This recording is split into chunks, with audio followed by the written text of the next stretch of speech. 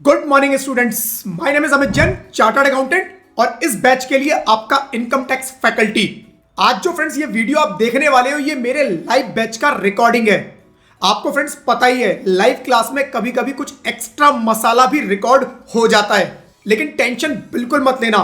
मैंने वो सारा मसाला, वो सब अनवांटेड पार्ट क्लीन कर दिया है। अब आपको मिलेगा सिर्फ पूरा स्टडी कंटेंट, नो बकवास, ओनली टैक्स की बात। इस बैच का फ्रेंड्स पूरा स्टडी मटेरियल डाउनलोड का लिंक आपको वीडियो के डिस्क्रिप्शन में फ्री डाउनलोड लिंक से मिल जाएगा। सजेशन बस इतना ही है कि इस वीडियो के साथ साथ मटेरियल खोल के पढ़ोगे तो डबल फायदा होगा। फ्रेंड्स ये बैच फुल्ली अपडेटेड है और आपके एग्जाम के लिए एप्लीकेबल है। So enjoy the lecture, practice regularly और एग्जाम में अपना बेस्ट देना। Friends best wishes from my side, all the very best for your studies and exam. और फ्रेंड्स याद रखो, टैक्स टफ नहीं है, बस थोड़ा रफ लगता है जब तक आप उसे अपना दोस्त नहीं बनाते। चलिए फ्रेंड्स शुरू करते हैं। सो फ्रेंड्स स्टार्ट किया था हम लोगों ने हाउस प्रॉपर्टी का chapter, income under the head house property. एक क्लास ऑलरेडी हो चुकी है, आज दूसरी क्लास है हाउस प्रॉपर्टी के ऊपर। थोड़ा सा एक बार रिकैप ले लेते हैं हम लोगों ने क्या किया। हाउस प्रॉपर्टी में कौन कौन सी इनकम टैक्सेबल होंगी। हाउस प्रॉपर्टी में कोई भी इमूवेबल स्ट्रक्चर है, उससे कुछ इनकम आती है, सारी टैक्सेबल। लेकिन अगर उसका मेरा बिजनेस है, प्रॉपर्टी को रेंट पे चढ़ाने का मेरा बिजनेस है, तो वो हाउस प्रॉपर्टी में नहीं जाएगा, वो बिजनेस प्रोफेशन में चला जाएगा। प्रॉपर्टी को मैंने सेल परचेज किया तो वो कैपिटल गेन में चला जाएगा। लेकिन सेल परचेज का मेरा बिजनेस है तो वो मेरा बिजनेस प्रोफेशन में चला जाएगा, राइट। तो हाउस प्रॉपर्टी में कोई भी इमूवेबल प्रॉपर्टी को रेंट पे चढ़ाएंगे, चाहे वो कमर्शियल हो चाहे रेजिडेंशियल हो, इनकम आएगी under the head house property. ठीक है, निकालना क्या है, सबसे पहले जीएवी निकालना है, gross annual value. Gross annual value निकालेंगे, उसमें से म्युनिसिपल टैक्स जो भी मैंने पे किए, पेमेंट बेसिस पर डिडक्शन अलाउड होगी। जितना म्युनिसिपल टैक्स मैंने खुद पे किया उसकी डिडक्शन ले लूंगा, जो बचेगा that is NAV, net annual value. Net annual value से दो डिडक्शन मिलेंगी, सेक्शन 24 स्मॉल ए 24 स्मॉल बी। 24 ए में 30% फ्लैट एनएवी का मिल जाएगा डिडक्शन, स्टैंडर्ड डिडक्शन। 24 बी में interest, right, interest on capital borrowed for purchasing that house. घर को परचेज करने के लिए मैंने लोन लिया, उस पर कुछ इंटरेस्ट पे किया, अंडर सेक्शन 24 बी में इंटरेस्ट क्लेम कर लूंगा, राइट। तो एनएवी में से ये 24 की दोनों डेरिवेशन लेने के बाद जो बचेगा that is income under the head house property. ठीक है, अब डिफरेंट सिनेरियोस फ्रेंड्स हम लोग देख रहे थे, जिसके अंदर पहला सिनेरियो कल हम लोगों ने कवर किया कि मेरा एक घर है जो पूरे साल किराए पर उठा हुआ है, पूरे साल किराए पर उठा हुआ है, तो उसमें कोई भी दिक्कत नहीं है, जो प्रोसेस अभी बताया राइट वही फॉलो होगा। बट उसमें जीएवी कैसे कैलकुलेट होगी, जीएवी कैसे कैलकुलेट होगी वो ध्यान देने वाली बात है। तो जीएवी कैलकुलेट करने का तरीका, पूरे साल घर किराए पर है, 12 महीने की मेरे को म्युनिसिपल वैल्यू चाहिए, 12 महीने का मेरे को 12 महीने की म्युनिसिपल वैल्यू, 12 महीने का स्टैंडर्ड फेयर रेंट कि उस तरह के घर का मार्केट में कितना किराया होगा उस एरिया में, राइट। उन दोनों को कंपेयर करेंगे, जो भी दोनों में हायर होगा उसको फर्दर कंपेयर करेंगे 12 महीने की स्टैंडर्ड वैल्यू से, स्टैंडर्ड रेंट से। इन दोनों में जो कम होगा that is expected rent. Expected rent मैंने 12 महीने का निकाल लिया, 12 महीने का मेरे को जो किराया आया, रेंट आया, उससे एक्सपेक्टेड रेंट को कंपेयर करना है। दोनों में जो भी हायर होगा दैट इज माई जीएवी। ठीक है, तो एक्सपेक्टेड रेंट और actual rent whichever is higher that is my GAV. In case of house is right let out for full year, right, पूरे साल के लिए घर किराए पर उठाया। दूसरा केस हमने लिया कि पूरे साल घर खाली पड़ा हुआ था, पूरे साल घर खाली पड़ा हुआ था, तो उस केस में 12 महीने का एक्सपेक्टेड रेंट निकालेंगे। एक्सपेक्टेड रेंट निकालने के लिए कोई भी मुझे एक्चुअल फिगर नहीं चाहिए, सब नोशनल फिगर पे चल रहा है, राइट, सब नोशनल, एक्चुअल रेंट की जरूरत नहीं है एक्सपेक्टेड रेंट निकालने के लिए, राइट। पूरे साल घर खाली पड़ा था, 12 महीने का एक्सपेक्टेड रेंट निकाला, वही एक्सपेक्टेड रेंट मेरी जीएवी बन जाएगा। और उसी पर मेरे को जो डिडक्शंस मिलनी है म्युनिसिपल टैक्स की, फिर 24A 24B, राइट, सारा लेके मेरे को income under the head house property निकाल देनी है। ठीक है, नंबर 3, तीसरा सिचुएशन हमने कल देखा कि मेरा घर कुछ टाइम के लिए राइट किराए पर, कुछ टाइम के लिए किराए पर चढ़ा है और कुछ टाइम के लिए खाली पड़ा है, वेकेट है, राइट, खाली पड़ा है कुछ टाइम घर। तो उस केस में क्या करना है, मतलब पार्शियल वैकेंसी है और partially let out, partial vacancy, partially let out. तो उस केस में हमने देखा कि 12 महीने का एक्सपेक्टेड रेंट निकाल लो। सबसे पहले 12 महीने का एक्सपेक्टेड रेंट पूरे 12 महीने का निकलेगा। 10 महीने मेरा घर किराए पे उठा था, तो 10 महीने के एक्चुअल रेंट से 12 महीने के एक्सपेक्टेड रेंट को कंपेयर कर लो। दोनों में जो ज्यादा है वो मेरी जीएवी बन जाएगा। लेकिन यहां पर एक एक्सेप्शन हमने देखा कल, ये हमने एक्सेप्शन देखा कि अगर मान लो बाई चांस एक्चुअल रेंट ज्यादा आता है, 10 महीने का एक्चुअल रेंट ज्यादा आ जाए, 12 महीने का एक्सपेक्टेड रेंट कम आए, तो वो तो नॉर्मल केस हो गया। जो मेरा एक्चुअल रेंट 10 महीने का है जो कि एक्सपेक्टेड रेंट से ज्यादा है, वही मेरी जीएवी बनेगा। लेकिन किसी रीजन से मेरा एक्सपेक्टेड रेंट राइट ज्यादा हो गया और एक्चुअल रेंट कम रह गया, 10 महीने का एक्चुअल रेंट कम रह गया, तो उस केस में नॉर्मली तो मेरा एक्सपेक्टेड रेंट जो होगा, जो ज्यादा है, वो मेरा क्या बनेगा, जीएवी बनेगा। लेकिन यहां पर एक्सेप्शन क्या था कि अगर जो एक्चुअल रेंट है एक्सपेक्टेड रेंट से कम है ड्यू टू वैकेंसी है, तो उस केस में एक्चुअल रेंट को ही हम जीएवी मानेंगे। एक्चुअल रेंट जो कम वाला है उसको जीएवी मानेंगे अगर ये कम रह गया ड्यू टू वैकेंसी। और चेक करने का तरीका क्या है?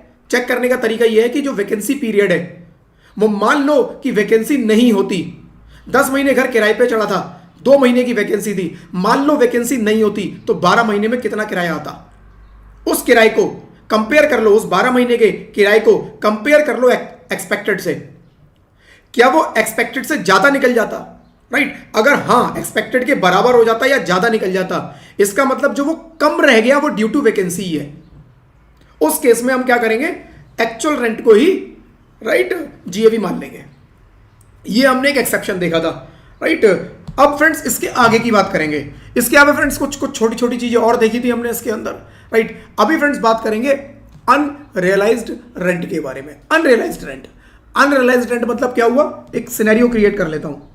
अनरियलाइज्ड रेंट, मेरा एक घर है, राइट मेरा एक घर है, वो 10 मंथ राइट उसका मेरे को रेंट रिसीव हुआ, राइट 10 मंथ्स का रेंट रिसीव हुआ, किराए पर 12 महीने के लिए चढ़ा है, पूरा 12 महीने के लिए किराए पर चढ़ा, लेकिन मेरे को 10 महीने का केवल किराया रिसीव हुआ और 2 मंथ्स का रेंट रिकवर नहीं हुआ, रेंट रिसीव नहीं हुआ। अनरियलाइज्ड का मतलब किराए पर तो घर था, घर खाली नहीं था, लेकिन उसकी रिकवरी नहीं हुई। किराएदार भाग गया, देने से मना कर दिया, झगड़ा कर रहा है, कह रहा है जो मर्जी कर लो कुछ नहीं दूंगा, बड़ी मुश्किल से उसको भगाया, 2 महीने का किराया बिना दिए भाग गया, कह रहा तो दूंगा ही नहीं कुछ भी। राइट XYZ रीजन जो मर्जी हो, ड्यू टू सम रीजन मेरे किराए की रिकवरी नहीं हो पा रही है।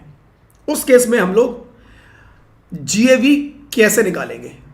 राइट फ्रेंड्स चलिए जी बताता हूं। फ्रेंड्स आगे बढ़ने से पहले एक जरूरी इंफॉर्मेशन दे देता हूं। फ्रेंड्स ये कंप्लीट जो बैच है, ऑलरेडी आप लोगों को आइडिया होगा, जिनको नहीं है बता देता हूं। ये complete batch friends free batch होने वाला है, यूट्यूब पर लाइव होगा।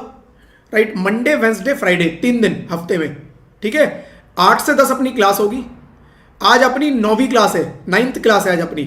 राइट 3 चैप्टर ऑलरेडी कर चुके हैं, 4था चैप्टर है हाउस प्रॉपर्टी का आज दूसरा चैप्टर है।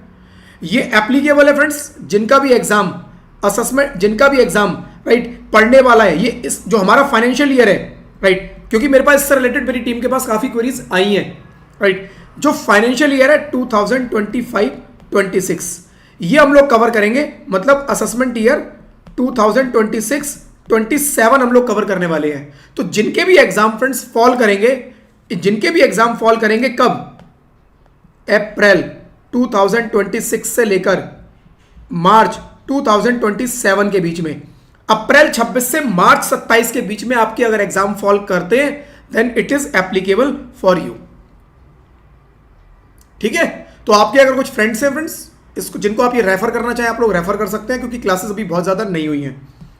और क्लासेस फ्रेंड्स पसंद आ रही है तो इस वीडियो को लाइक भी कर देना, चैनल को सब्सक्राइब कर देना, नोटिफिकेशन बेल को क्लिक भी कर देना, सो दैट फ्यूचर के जो लाइव आएंगे उनके यूट्यूब के नोटिफिकेशन आप लोगों तक पहुंचते रहेंगे। ठीक है, चलो जी अपने एग्जाम्पल पे वापस आते हैं। तो 12 महीने मेरा घर किराए पर था, 10 महीने के लिए मेरा रेंट रिसीव हुआ, 2 महीने का मेरा रेंट रिकवर नहीं हुआ। तो उस केस में फ्रेंड्स मैं क्या करूंगा, मैं सिंपल यहां पर क्या करूंगा, एक्सपेक्टेड रेंट निकालूंगा। एक्सपेक्टेड रेंट 12 मंथ्स के लिए, एक्सपेक्टेड रेंट 12 मंथ्स के लिए, एक्चुअल रेंट 10 मंथ्स या जो भी एक्चुअल है। राइट सपोज ये एक्सपेक्टेड रेंट 12 महीने का आता है 10 लाख रुपए, एक्चुअल रेंट 10 महीने का आता है सपोज 8 लाख रुपए। इन दोनों में फ्रेंड्स जो भी हायर होगा, इन दोनों में जो भी हायर होगा दैट इज माय जीएवी। बस सिंपल रूल है फ्रेंड्स ये, इसमें कुछ दिमाग लगाने की जरूरत ही नहीं है, इसमें कोई दिमाग नहीं लगाना। एक्सपेक्टेड रेंट हमेशा फ्रेंड्स, लास्ट क्लास में भी मैंने बोला था कि एक्सपेक्टेड रेंट 12 महीने का ही निकलेगा, हर केस में 12 महीने का निकलेगा, जितने भी सिनेरियो दूंगा सब में 12 महीने का निकलेगा। लेकिन एक्चुअल रेंट जो एक्चुअल मंथ्स है उनका निकालना है, उन दोनों को कंपेयर करना है, उन दोनों को कंपेयर करना है और उन दोनों में जो भी हायर होगा 10 लाख उस पर मेरे को क्या करना है, वो मेरे को जीएवी बन जाएगी। मान लो ये 10 लाख की जगह हो जाती फिगर 9 लाख और ये 8 लाख की जगह 10 लाख हो जाती, उस केस में जो मेरा जीएवी होता that is 10 lakh, right. Expected rent 12 महीने का 9 लाख, बट एक्चुअली मेरे पास रेंट ज्यादा आ गया, मैंने महंगे में घर किराए पे चढ़ाया हुआ था 10 लाख, तो गवर्नमेंट कहती है 10 लाख पे किराया दे देना, 10 लाख पे अपना जीएवी बनाओ, खर्चे क्लेम करो और टैक्स दे दो, ठीक है। इसमें तो कोई डाउट ही नहीं है। अब इससे रिलेटेड कुछ चीजें और हैं फ्रेंड्स, वो और बता देता हूं। Unrealized rent refer to rent that is irrecoverable and considered lost. In such cases, the expected rent is compared for full year, and when computing the rent received or receivable, the unrealized rent is excluded. Unrealized rent is excluded. मतलब जो 2 महीने का receive नहीं हुआ उसको छोड़ दो, balance सारे मंथ का ले लो। The annual value GAV is then determined as the higher of expected rent and rent received or receivable with no special treatment like vacancy. जैसे वैकेंसी में स्पेशल ट्रीटमेंट था, वैकेंसी में स्पेशल ट्रीटमेंट था कि अगर actual rent कम भी है तो उसको मान लेते थे एक सिनेरियो में, यहां पे कुछ नहीं माना जाएगा, यहां कोई स्पेशल ट्रीटमेंट नहीं है, तो आपके लिए इजी हो गया है, right. Mister Rohan has let out एक वन हाउस 50,000 पर month, the fair rent 45,000, municipal valuation 40, standard rent 70। If there is unrealised rent for 3 months, GAV calculate ऐसे होगी, एक्सपेक्टेड रेंट 12 महीने का निकाल लो 540 45 के हिसाब से, राइट। एक्सपेक्टेड रेंट 45 के हिसाब से कैसे निकला, देखो फेयर रेंट और म्युनिसिपल वैल्यूएशन 45 और 40 दोनों में जो हायर हो, क्या हायर है 45, इस 45 को स्टैंडर्ड से कंपेयर करो, दोनों में जो लोअर हो 45 और 70 में, तो लोअर हुआ 45, ये 45 मेरा एक्सपेक्टेड रेंट बनेगा, तो 45 इंटू 12 5,40,000। रेंट रिसीव्ड 50,000 के हिसाब से 9 महीने, 3 महीने का अनरियलाइज्ड है 4.5, जीएवी हो जाएगी 540, since it is higher than the rent received और रिसीवेबल।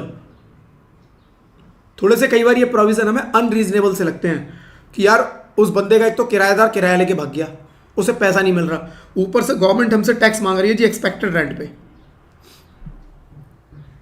राइट। लेकिन जो प्रोविजन है वो प्रोविजन है, condition for rent to be considered unrealised, right. यहां पर फ्रेंड्स मैंने आपको बताया कि 10 महीने का आपको किराया मिला सपोज 50,000 के हिसाब से 5 लाख, राइट 5 लाख।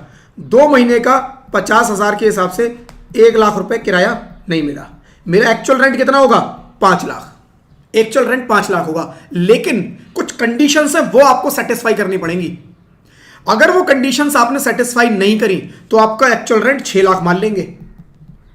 अगर आपने वो कंडीशन सेटिस्फाई नहीं करी, कुछ अनरियलाइज्ड रेंट से रिलेटेड कंडीशंस हैं, उसको तभी एक्सक्लूड करेंगे जब वो कंडीशंस पूरी हुई हैं। अगर वो कंडीशंस पूरी नहीं हुई तो फिर आपका जो एक्चुअल रेंट बनेगा वो 6 लाख बनेगा, 5 लाख नहीं बनेगा, ठीक है। मतलब यहां पर भी कुछ कंडीशन आपको पूरी करनी है, वरना 1 लाख का जो आपका नुकसान हुआ वो केवल आपका है, टैक्स गवर्नमेंट पूरे पर रखवा लेगी, राइट। दिखा देता हूं जी वो कंडीशंस। कंडीशन क्या क्या है फ्रेंड्स, कंडीशंस है सबसे पहले टेनेंसी इज बोनाफाइड, बोनाफाइड मतलब जेन्युइन, जेन्युइन टेनेंसी है, ऐसा तो नहीं आपने फेक टेनेंसी दिखा रखी है, फेक टेनेंट रख रखा है और उसको अनरियलाइज्ड बोल दिया जी, राइट। दूसरा, डिफॉल्टिंग टेनेंट हैज वेकेटेड और steps has been taken to compel them to vacate the property. जो किराया नहीं दे रहा है आपका, उसने या तो घर खाली कर दिया हो या फिर आपने नेसेसरी स्टेप्स ले लिया उससे घर खाली कराने के। भाई जो बंदा किराया नहीं दे रहा उसको बाहर निकालो, गवर्नमेंट कह रही सीधा बाहर निकालो, हमारा नुकसान मत कराओ, राइट। उसको बाहर निकालो, और वो हो सकता है कि वो तो कब्जा करके बैठा है, तो आपने नेसेसरी स्टेप्स लिए हैं, आपने उसकी कंप्लेंट की है, आपने कोर्ट में केस डाला हुआ है, राइट, कि वो मेरा घर खाली करे। तो आपकी टेनेंसी जेन्युइन होनी चाहिए, आपने घर खाली कराने के लिए, राइट, नेसेसरी स्टेप्स लिए हुए हैं, defaulting tenant is not occupying any other property of the SSC. उसके दो घर हैं, एक घर दो घर, एक घर खाली करा के उसको दूसरा घर पकड़ा दिया। भाई एक बंदे से का डिस्प्यूट है तो मैं उससे सारे ही घर खाली कराऊंगा ना। एक बंदे से मेरा डिस्प्यूट है, वो किराया नहीं भर रहा है, तो ऐसा ना हो कि मैंने एक घर खाली करा दिया और यहां मैं बोल रहा हूं अनरियलाइज्ड रेंट और ये मैंने उसको किराए पर दे रखा है आज भी, तो फिर अनरियलाइज नहीं माना जाएगा। इसका मतलब आपने को सेटिंग कर रखी है, आपने को सेटिंग कर रखी है। आप हमें बेवकूफ बना रहे हो अनरियलाइज्ड बोल के। आपने कैश ले लिया होगा उससे और आप बोल रहे हो जी अनरियलाइज्ड है। अगर रियल अनरियलाइज्ड है, रियल आपका डिस्प्यूट है, तो कह रहा है ये भी खाली कराओ ये भी खाली कराओ, दोनों खाली होने चाहिए। दोनों में से कहीं पे भी वो बंदा नजर ना आए। Right, the SSC has taken all reasonable steps to institute legal proceeding for the recovery of unpaid rent or the SSC satisfy the assessing officer that legal proceeding would be useless. SSC ने पूरी legal legal case, legal proceedings कर दिए या कर रहा है, या फिर वो असेसिंग ऑफिसर को सेटिस्फाई कर दे क्या कि मैं केस सर कर भी दूंगा तब भी कोई फायदा नहीं है, रेंट की रिकवरी फिर भी नहीं होगी। उसके पास रीजन है। अब रीजन में एक रीजन ये हो सकता है कि जिससे किराया आना है वो इंसॉल्वेंट हो गया, दिवालिया हो गया, पैसा ही नहीं है उस पर, तो सर मैं केस कर भी दूंगा, रिकवरी कहां से करोगे, उस पर पैसा ही नहीं है। देखो ये नहीं है उस पर पैसा, हम कोर्ट में जाएंगे, हम इतना खर्चा करेंगे, हमारे लीगल खर्चे होंगे, लेकिन फिर भी कुछ निकलना नहीं है। और असेसिंग ऑफिसर को लगा नहीं बात तो तेरी ठीक है, तो उस केस में भी आपको जो 1 लाख रुपए मेरे एग्जांपल में थे अनरियलाइज्ड रेंट, वो आपका हट जाएगा, वो रेंट कंसीडर नहीं होगा। राइट, तो ये कंडीशन आपको पूरी करनी है। कौन सी? टेनेंसी जेन्युइन होनी चाहिए, आपने वो घर खाली करा लिया है, आपने कोई दूसरा घर भी उसे किराए पर नहीं दिया है, और आपने प्रॉपर लीगल स्टेप्स उसके अगेंस्ट ले लिए हैं। अभी देखना, अभी बहुत मजेदार एक फ्रेंड्स प्रोविजन दिखाऊंगा, तो आप लोग हंसोगे। मतलब कई बार ना एक्ट पढ़ के हंसी आती है कि मतलब चाहते क्या है। इसमें ये पढ़ो, SSC has taken all reasonable steps to institute legal proceeding. मतलब एक्ट क्या कह रहा है, आप उसके अगेंस्ट लीगल खर्चे करो। एक्ट बोल रहा है, एक्ट बोल रहा है, मतलब मैं नहीं चाहता लीगल खर्चे लेने, मैं नहीं चाहता पचड़ों में पड़ना, मैं चाहता हूं यार चल ठीक है 2 महीने का किराया लेके भाग गया, क्यों इतनी सिरदर्दियां लूं। लेकिन एक्ट कह रहा है कि अगर टैक्स बचाना है तो आप लीगल खर्चे लीगल खर्चे करो, क्योंकि अगर मैं लीगल प्रोसीडिंग करूंगा तो लीगल खर्चे होंगे। तो एक्ट मुझे फोर्स कर रहा है मेरे लीगल खर्चे बढ़ाने के लिए। यह बात समझ में आती है? इस लाइन से क्लियर हो रहा है। अभी आगे थोड़ा सा जाऊंगा ना तो आपको बड़ा मजेदार चीज देखने को मिलेगी। अब बस इसको ध्यान रखना इतने को। चलो अब रिकवरी ऑफ अनरियलाइज्ड रेंट, इस पॉइंट को पढ़ना, इसमें मजा आएगा। सेक्शन 25 क्या कहता है? If SSC recovers unrealised rent in subsequent years, मान लो 2023-24 में मेरा 2 महीने का 1 लाख रुपया अनरियलाइज्ड था। अनरियलाइज्ड था कोई बात नहीं, वो कह रहा है जी 2025-26 में आपने लीगल डिस्प्यूट किया, लीगल उसके ऊपर किया, उसके ऊपर आपने 25,000 रुपया खर्चा भी कर दिया, मान लो एग्जाम्पल में। राइट, क्योंकि एक्ट ने बोला कि लीगल खर्चे करो, लीगल प्रोसीडिंग करो उसके अगेंस्ट, मैंने कर दी और मेरी 1 लाख रुपए की रिकवरी हो गई। कब? 25-26 में। ये 1,25,26 में मेरा आ गया मुझे वापस। राइट, अब देखो क्या बोलता है, income under the house property, the rent recovered shall be considered as income of SSC under the income from house property. ये तो चलो ठीक है, कह रहा है जिस साल में पैसा आया 25-26 में, उस साल की इनकम बन जाएगा। चलो यहां तक कोई दिक्कत नहीं है। Interest income, if SSC has received any interest on the unrealised rent, it shall be considered income under the other sources. इस 1 लाख रुपए की रिकवरी पे 5,000 रुपए का इंटरेस्ट भी आया। 1,05,000 की रिकवरी हुई, कोर्ट ने ऑर्डर दिया भाई 5,000 का इसको रेंट भी दो, इंटरेस्ट भी दो, तो ये 5,000 वो कह रहा है अदर सोर्सेज में ले जाओ, क्योंकि इंटरेस्ट अदर सोर्सेज में जाएगा, ये रेंट नहीं है, ये अदर सोर्सेज है। राइट, लीगल एक्सपेंसेस, अब ये लाइन पढ़ो देखो, legal expenses, if SSC has incur any expense on legal proceeding for recovering the unrealised rent, such expense will not be allowed as deduction. क्या मजाक है? मतलब आप एक जगह मेरे से कह रहे हो कि लीगल खर्चे करो तब हम मानेंगे वो अनरियलाइज्ड रेंट है, और आप पीछे पड़ जाओ उसके, पैसा रिकवर करो। सर आपने बोला मैंने 25,000 रुपए का खर्चा किया, मैं इस 1 लाख के रेंट को रिकवर करके ले आया, अब आप मेरे से यहां पर कह रहे हो कि लीगल जो खर्चे किए ना बेटा उसकी डिडक्शन नहीं मिलेगी। है मतलब क्या सीरियसली, मतलब मजाक बना देते हैं कई बार। ये प्रोविजन जब भी मैं पढ़ता हूं, मतलब आप जब आपका दिमाग टेंशन में हो ना, मूड खराब हो, ये प्रोविजन पढ़ लो, हंसी आएगी आपको। राइट, मतलब मजाक वाला प्रोविजन है या आप एक तरफ मेरे से लीगल खर्चे करा रहे हो, दूसरी तरफ आप मेरे से कह रहे हो कि लीगल एक्सपेंसेस की कोई डिडक्शन नहीं, जो है सब तुम्हारा, हमें तो पूरा टैक्स चाहिए। ठीक है जी, चलो जी। Deduction for unrealised rent, deduction for unrealised rent, a sum equals to 30% of the unrealized rent shall be allowed as deduction। ये तो कोई एहसान नहीं है मेरे ऊपर, ये तो 30% वैसे भी सेक्शन 24A में मिलती ही मिलती, जब भी रेंट आता है रेंट के ऊपर 30% मिलती ही मिलती है लीगली, ये तो नॉर्मल वाली है, जो अगर तभी रेंट मिल जाता तब भी 30% मिलती मेरे को, वो अब दे दी। लेकिन मजाक केवल ये है, लीगल प्रोसीडिंग का खर्चा कोई नहीं मिलेगा। ठीक है, चलो जी आगे पढ़ लो। तो एक बार मैं रिपीट कर देता हूं फ्रेंड्स इसको, right. Recovery of unrealised rent, जिस साल में रिकवर होगा, जिस साल में रिकवर होगा उस साल में टैक्स लगा देंगे। मान लो आपने 23-24 का था 1 लाख का रेंट, 25-26 में रिकवरी हुई, लेकिन आपने 2024-25 में इस घर को बेच दिया, आप ओनर ही नहीं हो। 25-26 में जब रिकवरी हुई तब आप ओनर नहीं हो घर के, आप घर के ओनर नहीं हो। Income under the head house property तभी आएगा जब आप ओनर हो, लेकिन यहां पर फ्रेंड्स आप ओनर नहीं हो, एक्सेप्शन है, आप ओनर नहीं हो फिर भी ये under the head house property जाएगा। ये एक ऐसा सिनेरियो है जब आपके पास घर नहीं है फिर भी आप इनकम रिपोर्ट करोगे अपनी रिटर्न में, income under the head house property. बात क्लियर है, ये बात क्लियर है, ठीक है।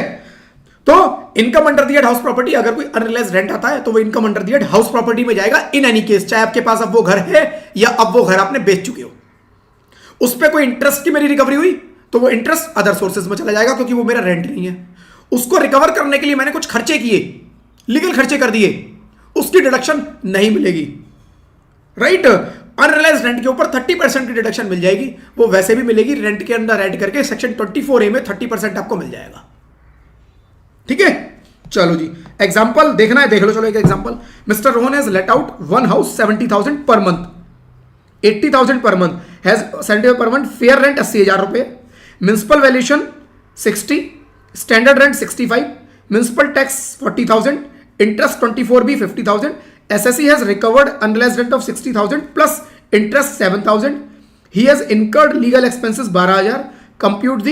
Compute his income tax liability assessment year 26-27। कह रहा है ये सब फैक्ट्स है, इनकम टैक्स लाइबिलिटी मुझे कैलकुलेट करनी है। जीएवी निकालेंगे सबसे पहले। जीएवी निकालने के लिए फेयर रेंट 12 महीने का, म्युनिसिपल वैल्यू 12 महीने का, दोनों में जो हायर हो 9,60,000 मेरा। अब इसको कंपेयर करो किससे, स्टैंडर्ड रेंट से। स्टैंडर्ड रेंट 12 महीने का 780, दोनों में जो लोअर हो तो लोअर 780, 780 को एक्चुअल रेंट, एक्चुअल रेंट कितना है मेरा जी, एक्चुअल रेंट 70,000 रुपए, और उसके अंदर राइट, उसके अंदर 70,000 रुपए, 70,000 का 12, 70,000 इंटू 12, क्योंकि जो अनरियलाइज्ड रेंट आया है वो पिछले सालों का रिसीव किया है, इस साल कुछ नहीं है अनरियलाइज्ड। क्वेश्चन को ध्यान से पढ़ना, कभी इस साल का अनरियलाइज्ड बना दो इसको, राइट। तो इस साल का पूरा 780, इस साल का पूरा 840, दोनों में जो हायर 840, राइट। म्युनिसिपल टैक्सेस, इसमें से म्युनिसिपल टैक्स कितना हुआ 40,000, 40,000 रुपये म्युनिसिपल टैक्स दिया है ना इसके अंदर, देखो ये दिया हुआ है 40,000, राइट। 8 लाख रुपए मेरा नेट एनुअल वैल्यू, इस पर 30%, राइट। इंटरेस्ट 50,000 रुपए इसके ऊपर इंटरेस्ट पे किया, राइट। इसके ऊपर 50,000 रुपए इंटरेस्ट इसमें दिया हुआ है, मैंने लिख रखा है 50,000 इसमें इंटरेस्ट दिया हुआ है, हाँ दिया हुआ है 50,000 का, राइट। 5,10,000 रुपए total, right, income under the head house property. उसके बाद एड अनरियलाइज्ड रेंट 25A वाला 60,000 का, 60,000 का जो अनरियलाइज्ड रेंट आया ये, राइट। और उसके बाद उस पर 18,000 रुपए का 30% मिलेगा। जो 12,000 रुपए क्वेश्चन में दिया हुआ है लीगल एक्सपेंसेस, ये नहीं मिलेगा। 30% जो स्टैंडर्ड नॉर्मली मिलता ही मिलता है, केवल वो मिलेगा, राइट। 42,000, तो 510 प्लस 42 552, 552 के ऊपर टैक्स निकाल दो। अदर सोर्सेज में उसने कुछ रेंट वगैरह की रिकवरी की है, राइट। उसने कुछ इंटरेस्ट की रिकवरी की है 7,000 रुपए, ये की है इंटरेस्ट की, राइट। ये अदर सोर्सेज में चला जाएगा, राइट। तो 552 प्लस 7 559, 559 कोई चैप्टर 6A की डिडक्शन नहीं, टोटल इनकम 559, 559 पे 4 लाख पे कोई टैक्स नहीं, बैलेंस 1.59 पे 5%, राइट। 7950, 87 है 12 लाख रुपए तक 60,000 की टैक्स की छूट, 12 लाख तक 60,000 रुपए की टैक्स की छूट। तो 7950 60,000 से कम है, यस। 559 12 लाख से कम है, यस, पूरा छूट गया, टैक्स लायबिलिटी 0, राइट। ये कुछ और भी फ्रेंड्स क्वेश्चन दे रखे हैं अलग अलग सिचुएशन बना के, प्लीज इसको आप खुद देखना, काफी सारे क्वेश्चन दिए हुए हैं फ्रेंड्स, इसके अंदर कर लेना इनको, ठीक है। चलो जी, एक आया फिर फ्रेंड्स स्टैंडर्ड स्टैट्यूटरी डिडक्शन और standard deduction 24A, already friends कर चुके हैं, इसको एक बार पढ़ लेते हैं बस, ठीक है, ऑलरेडी कर चुके हैं वाला part. Every SSC is allowed a notional expenditure equals to 30% of net annual value of the house property for various expenditure incurred by them. घर के ऊपर बहुत खर्चे होते हैं, उन्होंने बोला जी एक्चुअल बेसिस पर नहीं देंगे, कोई बोलेगा कितना, कोई बोलेगा कितना। मेरा किराया आ रहा है 10 लाख रुपए, अगर मैं एक्चुअल बेसिस पे दूंगा, गवर्नमेंट बोलेगी बताओ जी आपका कितना खर्चा हुआ, तो आप बोलोगे जी मेरा खर्च 10 लाख का ही खर्चा हो गया, इनकम मेरी जीरो है जी। आप यही करने वाले हो, गवर्नमेंट को पता है, उन्होंने कहा हम आपसे पूछेंगे, आप हमेशा झूठ बोलोगे, आप हमें सही बताओगे ही नहीं, इसलिए हम बताते हैं सीधा 30% मिलेगा, कम है ज्यादा है सब आपका, राइट। चलो जी, the deduction is provided irrespective of the actual expenditure, actual जितना मर्जी है इतना ही मिलेगा। Actual expenditure incurred by the SSC is not considered for this deduction. Actual अगर क्वेश्चन में दिए भी हो तब भी भूल जाना, लेकिन अगर बिजनेस का केस बन जाए तो 30% मत दे आना, बिजनेस का केस बन जाए तो 30% मत दे आना, क्योंकि ये 30% की डिडक्शन इनकम अगर टैक्स होगी under the head house property, अगर income under the head house property बन रही है तो 24A की डिडक्शन देनी है। बिजनेस में इनकम बन रही है तो बिजनेस के हिसाब से देखेंगे, वहां सब एक्चुअल मिलता है। बिजनेस में अगर इनकम चली गई वहां सब एक्चुअल मिलेगा, क्योंकि बिजनेस के अंदर प्रॉपर P&L मुझे बनाना होता है, प्रॉपर बैलेंस शीट बनानी होती है, और अगर मैं लिमिट में फॉल कर जाता हूं तो मुझे ऑडिट भी कराना होता है, इसीलिए बिजनेस में सब एक्चुअल, राइट। चलो जी, example, if the net annual value of house is 5 lakhs, NAV calculate की 5 lakh and the actual expenditure incurred is 1.25, कह रहा है हमें नहीं पता, 24A के हिसाब से 30% 1.50 की दे दो, राइट। 5 - 1.50 इनकम आ जाएगी 3.5 लाख रुपए, राइट। यहां कुछ प्रिंट होने से रह गया मुझे लग रहा है, 30% ऑफ, अच्छा ये नीचे लिखा तो है 5 lakhs not based on actual expenditure, right. तो 30% 5 लाख का मिल जाएगा, ठीक है। तो ये तो हमने ऑलरेडी कर लिया है, 24A तो हम बार बार कर रहे हैं हर जगह, तो इसको ज्यादा पढ़ने की जरूरत भी नहीं है। 24B, हाँ अब ये देखो पार्ट है, ये थोड़ा सा समझने वाला पार्ट है आपके लिए। एक आपको जीएवी निकालना सीखना है अलग अलग सिनेरियो में, 3-4 सिनेरियो मैंने कवर कर लिया अभी तक, अभी एक आधा और आएगा, ठीक है। फिर एक आता है 24B, deduction for interest on capital borrowed. मैंने घर को किराए पर लिया, मैंने घर को लोन पर लिया, मैंने घर को लोन पर लिया, मैंने एक घर बनवाया, मेरे पास अपना पैसा नहीं था, मैंने बैंक से लोन ले लिया, राइट, बैंक से लोन ले लिया 50 लाख रुपए का, इस पर हर साल मैं 50,000 रुपीज की ईएमआई पे करता हूं, इंटू 12, 6 लाख रुपए की मैं पूरे साल में ईएमआई पे कर देता हूं। ये ईएमआई है, इस ईएमआई के 2 पार्ट, एक इंटरेस्ट और एक प्रिंसिपल। सपोज इस 6 लाख में मैंने गवर्नमेंट को पे किया इंटरेस्ट 5,50,000 रुपए, प्रिंसिपल पे किया 50,000। कभी भी आप कैलकुलेट करोगे ना, आपने ताजा ताजा लोन लिया है, नया नया लोन लिया है, तो उसके अंदर मैक्सिमम इंटरेस्ट होता है, प्रिंसिपल कम होता है।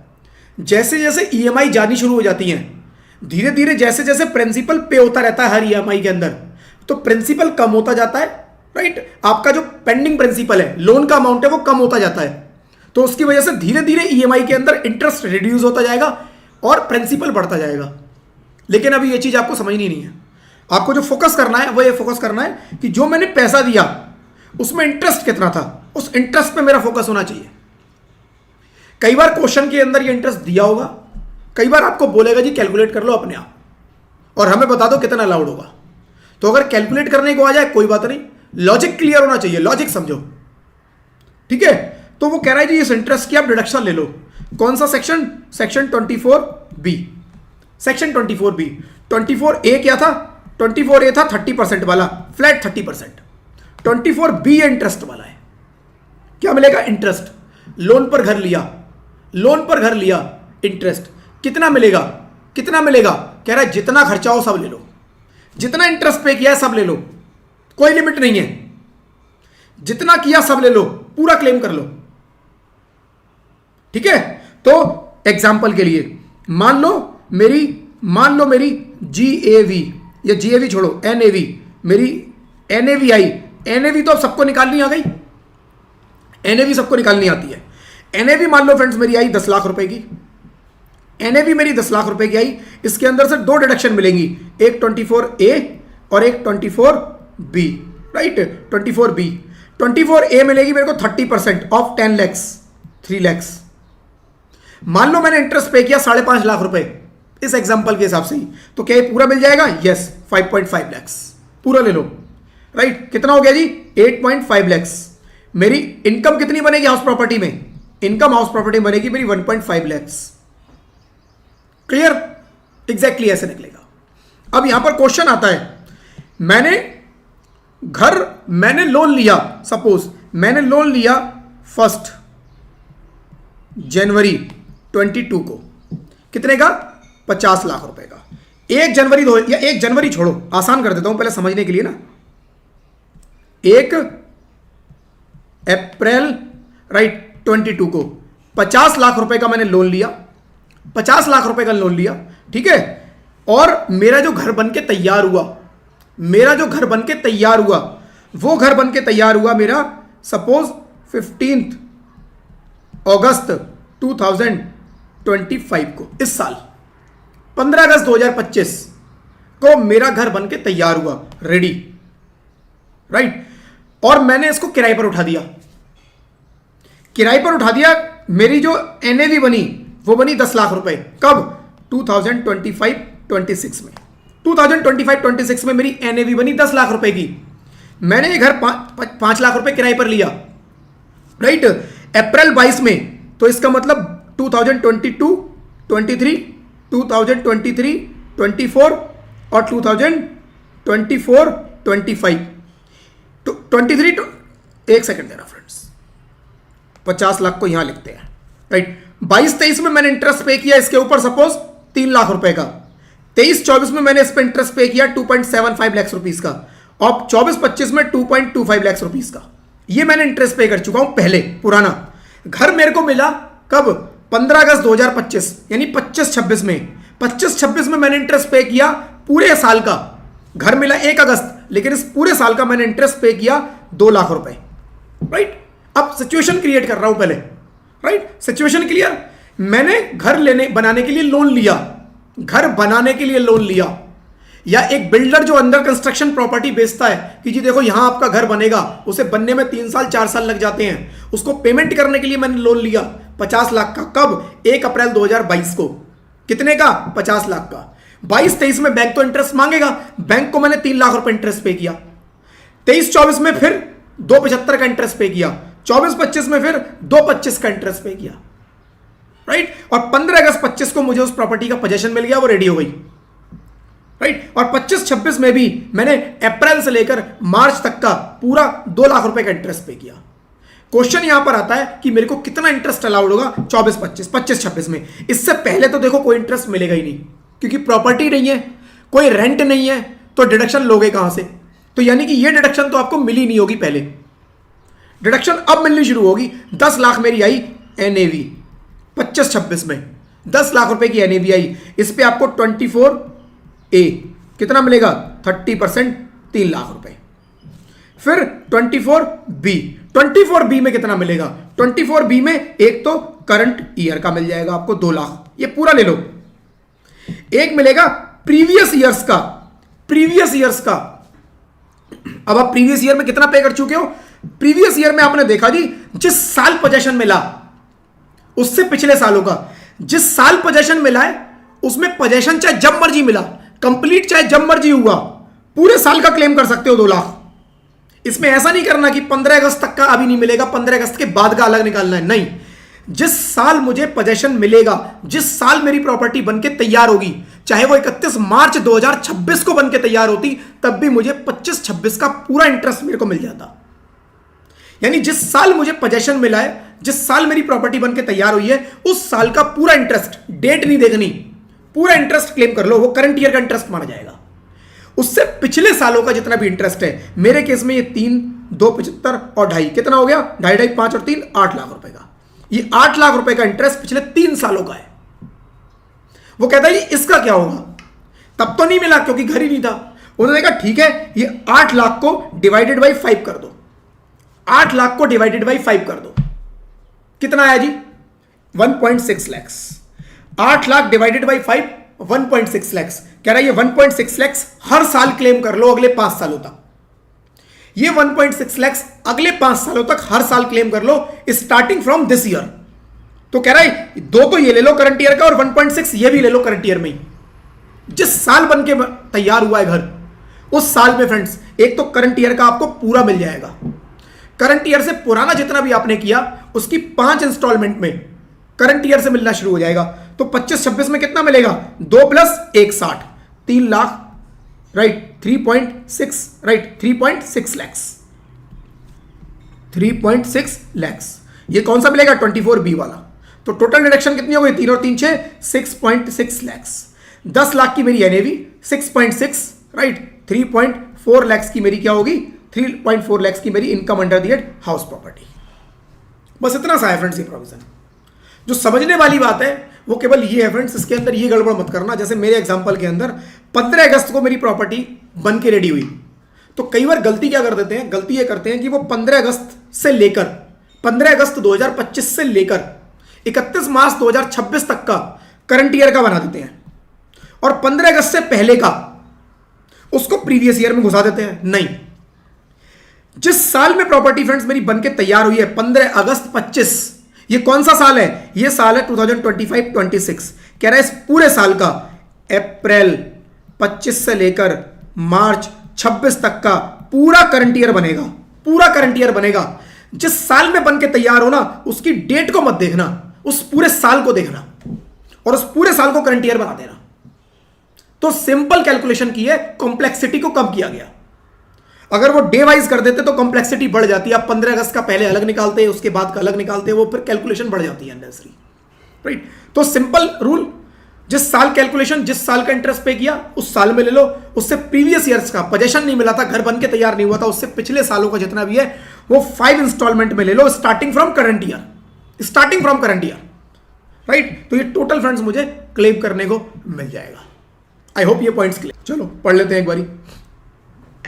Deduction for interest on capital borrowed under section 24B of income tax act, if SSC borrows capital for the purchase construction, चाहे अपने घर परचेज करने के लिए, कंस्ट्रक्शन करने के लिए, रेनोवेशन कराने के लिए, एडिशन कराने के लिए, ऑल्ट्रेशन कराने के लिए, रिपेयर कराने के लिए, राइट, हाउस प्रॉपर्टी कोई लोन लिया है, the interest paid on such loan is eligible for deduction from net annual value, NAV. मैंने घर की पुताई कराने के लिए लोन लिया, वो नहीं मिलेगा। मेरे घर की एक दीवार पे सीलन आ गई, राइट, उसमें 5,000 रुपए का खर्चा हो गया था, बैंक से लोन ले लिया कि सर 5,000 रुपए दे दो, दीवार में सीलन आ गई है, इसको ठीक कराऊंगा, वो नहीं मिलेगा। छोटी मोटी रिपेयर का नहीं मिलेगा, राइट। उसके अंदर कुछ एडिशन होना चाहिए, कुछ एडिशन, मेजर रिपेयर होनी चाहिए, मेजर एडिशन होना चाहिए फ्रेंड्स, राइट। तो 24B में मिल जाएगा। देन इसके बाद क्या बोलता है, the key points regarding deductions are interest on loan, the deduction is allowed on actual basis, right, and only simple interest is permissible, interest on interest is not allowed, right, interest on interest is not allowed. Simple interest मिलेगा, actual basis पे मिलेगा, actual मतलब accrual basis, accrual basis पे मिलेगा। Accrual मतलब आपने payment नहीं भी किया है तब भी मिल जाएगा, आपने पेमेंट नहीं भी किया है तब भी मिल जाएगा। तो एक्रूअल नहीं देखना, इसमें एक्रूअल देखना है, पेमेंट नहीं देखनी। Municipal multiple loan and SSC में take multiple loan for same purpose and interest on all loan can be claimed as deduction. वो कह रहा है मल्टीपल लोन ले लो। एक घर मेरे को बनाना था, कीमत थी, एक घर मेरे को बनाना था, कीमत थी उसकी 10 करोड़ रुपए। एक बैंक ने बोला जी हम अकेले नहीं देंगे, रिस्क बहुत ज्यादा है आपके लोन में। 3 बैंक आ गए साथ में, 3 बैंक आ गए, आईसीआईसीआई आ गया, एचडीएफसी आ गया और केनरा बैंक भी आ गया। तीनों ने कहा मिलके दे देते हैं। आईसीआईसीआई कहता है जी 5 करोड़ तो मैं दे दूंगा, एचडीएफसी कहता है 3 करोड़ मैं दे दूंगा, कह रहा है बचे हुए 2 करोड़ मैं दे दूंगा। कुछ यहां से लिया, कुछ यहां से लिया, कुछ यहां से लिया, तीनों को ईएमआई भर रहा है बंदा, तीनों को ईएमआई भर रहा है, कह रहा तीनों की क्लेम कर लो, कोई दिक्कत नहीं, ठीक है जी। तो मल्टीपल लोन भी अलाउड है। Type of interest, current period interest जो अभी हमने पढ़ा, this is the interest for the year in which the income is being computed and is deductible in the same year. पूरे साल का ले लेंगे, जिस साल से इनकम स्टार्ट हुई उस साल से पूरा। Prior period interest, any interest incurred before the year in which house was purchased or constructed can be claimed in 5 equal annual installments starting from the year the construction is completed, right? Starting from the year from the construction is completed, जिस साल में construction complete हो गया उसी साल से पूरा claim, पांच इंस्टॉलमेंट बना के पहली इंस्टॉलमेंट उसी साल में क्लेम कर लो। ठीक है जी, एग्जांपल दिया हुआ है, पढ़ लेते हैं। If Mr. X took a loan of 5 lakhs, right, for the construction of property 1/10/2024 and interest rate was 10% per annum. The construction completed 30/6/25. The interest along section 24B would be interest for the year 1/4/25 से 31/3/26 50,000, 5 लाख का। Prior period कितना होगा, कब लिया था उसने loan, 1/10/24 को, तो 1/10/24 से 31 मार्च 25 तक का, 1/10/24 से 31 मार्च 25 तक का 5 लाख पे 10%, 6 महीने डिवाइडेड बाई 12 महीने, 6 महीने का इंटरेस्ट निकाला 25,000। तो ये 25,000 प्रायर पीरियड हो गया, 50,000 करंट पीरियड हो गया। तो ये 50 पूरा मिल जाएगा, 25 को डिवाइडेड बाई 5 कर देना, 5,000, तो 50 प्लस 5 55,000 रुपये मिलेगा। 25,000 divide by 5,000 deductible for each of next 5 years starting from the year of completion of construction. Total interest deductible 24B में होगा कितना, 50,000 करंट पीरियड और 5,000 प्रायर पीरियड वाला 55,000। ठीक है। New loan to repay old loan, new loan to repay old loan मतलब मैंने एक लोन लिया था जी 50 लाख रुपए का। किससे लिया, ICICI बैंक से। ICICI बैंक ने मेरे को इंटरेस्ट रेट चार्ज किया 10%, वो आज भी मेरे से इंटरेस्ट 10% ले रहा है। मेरे पास HDFC बैंक आया, वो कहता है कहां 10% इंटरेस्ट दे रहे हो, हम देते हैं आपको 8% पे। मैंने ICICI को बोला सर देखो HDFC तो 8% में देने को तैयार है, तो ICICI ने मना कर दिया, कह रहा हम नहीं देंगे, जाना है जाओ। इसने अपने लोन को ट्रांसफर करा लिया, यहां क्लोज किया और HDFC में शिफ्ट करा लिया। ये प्रैक्टिकली प्रोसेस होता है। प्रैक्टिकली इसमें क्या होगा, HDFC बैंक क्या करेगा, HDFC बैंक इसके पेपर फोटोकॉपी लेगा, क्योंकि ओरिजिनल पेपर तो ICICI पे पड़े होंगे। जब बैंक लोन देता है तो आपकी प्रॉपर्टी के ओरिजिनल पेपर अपने पास रख लेता है, तो ओरिजिनल पेपर तो ICICI के पास होंगे। HDFC उनकी फोटोकॉपी के बेसिस पर और ICICI की कंफर्मेशन के बेसिस पर कि यस हमारे पास सब ओरिजिनल है, ये इनकी फोटोकॉपी, HDFC इसका लोन सैंक्शन कर देगा, ICICI को पेमेंट कर देगा बचे हुए लोन की, कहेगा हम दे रहे हैं तुम्हें। ये बंदा तो कह रहा है मेरे पे पैसे नहीं है, मैं पे कैसे करूं। HDFC को बोला आप ही इसको पे कर दो, जो मेरे को मत देना इसी को दे दो डायरेक्टली। तो HDFC ने एक लोन इसको पेमेंट कर दिया। अब ये लोन कहां गया, यहां पर, क्योंकि HDFC ने पे कर दिया ICICI को और लोन यहां आ गया। अब ये बंदा क्या कर रहा है, इसको EMI पे कर रहा है, HDFC को पे कर रहा है। इस सिनेरियो की बात कर रहे हैं कि लोन रीपे करने के लिए दूसरा लोन ले लिया, राइट, उसका लोन रीपे किया एक दूसरे लोन के थ्रू, तो ये भी लोन माना जाएगा अगेंस्ट हाउस प्रॉपर्टी और इस पर भी डिडक्शन मिल जाएगी, राइट। तो जब लोन ट्रांसफर होगा, जब लोन रीपे होगा, तब तक का इसका मिलेगा, उसके बाद का इसका मिल जाएगा। अल्टीमेटली होगा तो उतना ही होगा, तो 12 महीने का, ऐसा तो नहीं कि 12 की जगह 14 महीने हो जाएंगे। ठीक है, चलो जी। तो new loan to repay old loan, if SSE has taken a new loan to repay an existing loan, the interest on new loan shall be allowed for deduction in the same manner as for original loan. Same वैसे ही मिलेगा। Unpaid purchase price considered capital borrowed.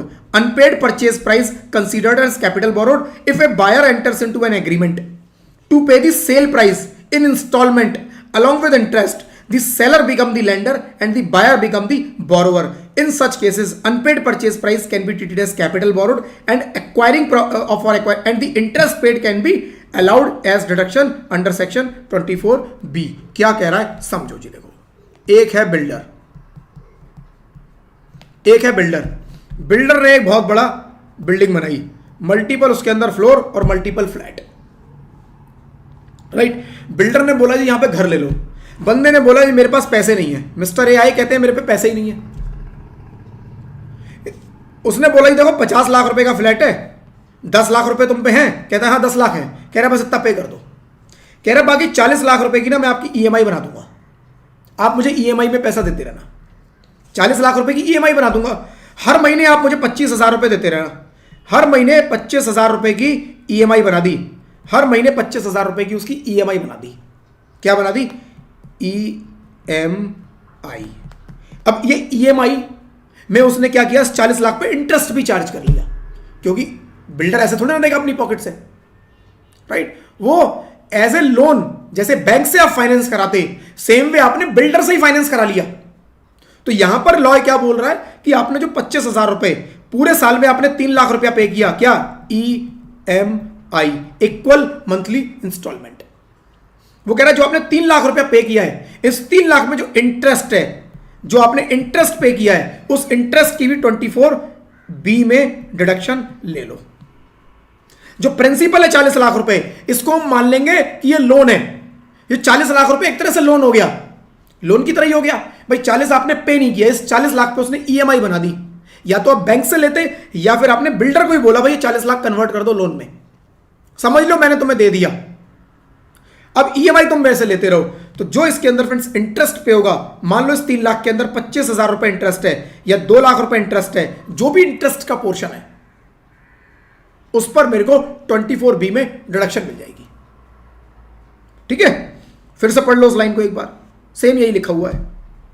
Unpaid purchase price, unpaid purchase price मतलब मैंने घर पर खरीदा और कुछ price मैंने पे नहीं किया, अनपेड। मेरे एग्जांपल में 40 लाख, 40 लाख मेरे एग्जांपल में। कंसीडर्ड एज कैपिटल बोरोड, उस अमाउंट को ऐसे मान लेंगे जैसे आपने लोन लिया है, considered as capital borrowed. 40 lakh रुपए को मान लेंगे लोन लिया है, right. If buyer enters into an agreement to pay the sale price in instalment, जैसे मेरे एग्जांपल में 40 लाख, उसको इंस्टॉलमेंट में उसने पे करने के लिए एग्री कर लिया, right. This seller become the lender, जो सेलर है वही लेंडर बन जाएगा कि सेलर ने जैसे 40 लाख रुपया उसको लोन दे दिया। And buyer become the borrower, और बायर कौन बन जाएगा? जैसे बैंक से मैं बोरोवर बनता हूं, वैसे ही अपने ही बिल्डर से तुम बोरोवर बन गए। In such case unpaid purchase price 40 lakh जो मेरे एग्जांपल वाला है, can be treated as capital borrowed, मतलब वो लोन माना जाएगा for acquiring property, and the interest paid, इस 40 लाख पे इंटरेस्ट जो पे किया है, can be allowed as deduction under section 24B। ठीक है, क्लियर है ये पॉइंट? चाहे बैंक से लोन लो तब भी डिडक्शन मिल जाएगी, चाहे आपने जिससे प्रॉपर्टी खरीदी उसी ने, राइट, उसी ने उस पैसे को कन्वर्ट कर दिया लोन में, उसी के ऊपर ईएमआई बना दी आपकी कि ईएमआई में पैसे देते रहो, कोई बात नहीं। ठीक है, चलो जी, एग्जांपल फ्रेंड्स आप लोग कर लेना, मैं आगे चल रहा हूं। ठीक है, एग्जांपल आप लोग इसको प्लीज कर लेना, काफी सारे इसके अंदर एग्जांपल दिए हुए हैं, या एक कर लेते हैं, चलो पहला कर लेते हैं, एक कर लेते हैं। Mr Ron has taken a loan of 15 lakhs on 1/7/2021 from, अच्छा वैसे इससे रिलेटेड नहीं है इसलिए आप कर लेना ये वाला, इसमें अनपेड परचेज प्राइस वाला नहीं है। चलो ये आप देख लेना एक बारी, राइट, जो मैंने करवाया है सारा उसी पे बेस्ड है। चलो जी, अब आता है friends loan from outside India. Loan from outside India, भाई इंडिया से अगर मैं लोन लेता हूं, इंडिया में मैं स्टेट बैंक ऑफ इंडिया के पास जाता हूं और उनको बोलता हूं जी लोन ले दो, घर लोन दे दो, घर लेना है, तो वो दे देते हैं, डिडक्शन मिल जाती है। लेकिन मैंने लोन बाहर के किसी बैंक से लिया, बाहर का भी एक बैंक मुझे फाइनेंस कर रहा है, मेरी रेपुटेशन इतनी जबरदस्त है कि बाहर से एक बैंक आया, वो कहता है इंडिया में प्रॉपर्टी खरीद लो, कोई बात नहीं, हम आपको लोन देते हैं, right. As per section 25 of the income tax act, if loan is taken from outside India, the interest paid on such loan is also eligible for deduction. Same 24B की deduction मिल जाएगी, same जैसे आपको India में मिलती है वैसे ही बाहर से अगर आपने लोन लिया है तो मिलेगी, कोई दिक्कत नहीं है। लेकिन उसमें कुछ कंडीशंस हैं यहां पर। However there are specific condition for claiming this deduction, right. Deduction तब मिलेगी जब tax deduction TDS, the person making payment of the interest must deduct tax at source before making the payment to the lender. This ensures that the applicable tax is paid on the interest income. क्या कह रहा है समझ लो, right. एक है bank of USA, कोई भी USA का बैंक मान लो, यहां यह है इंडिया, यह इंडिया, एक पर्सन बैठा है, राइट, एक पर्सन बैठा है, वो कहता है जी इंडिया के अंदर मुझे प्रॉपर्टी खरीदनी है, इसने लोन दे दिया।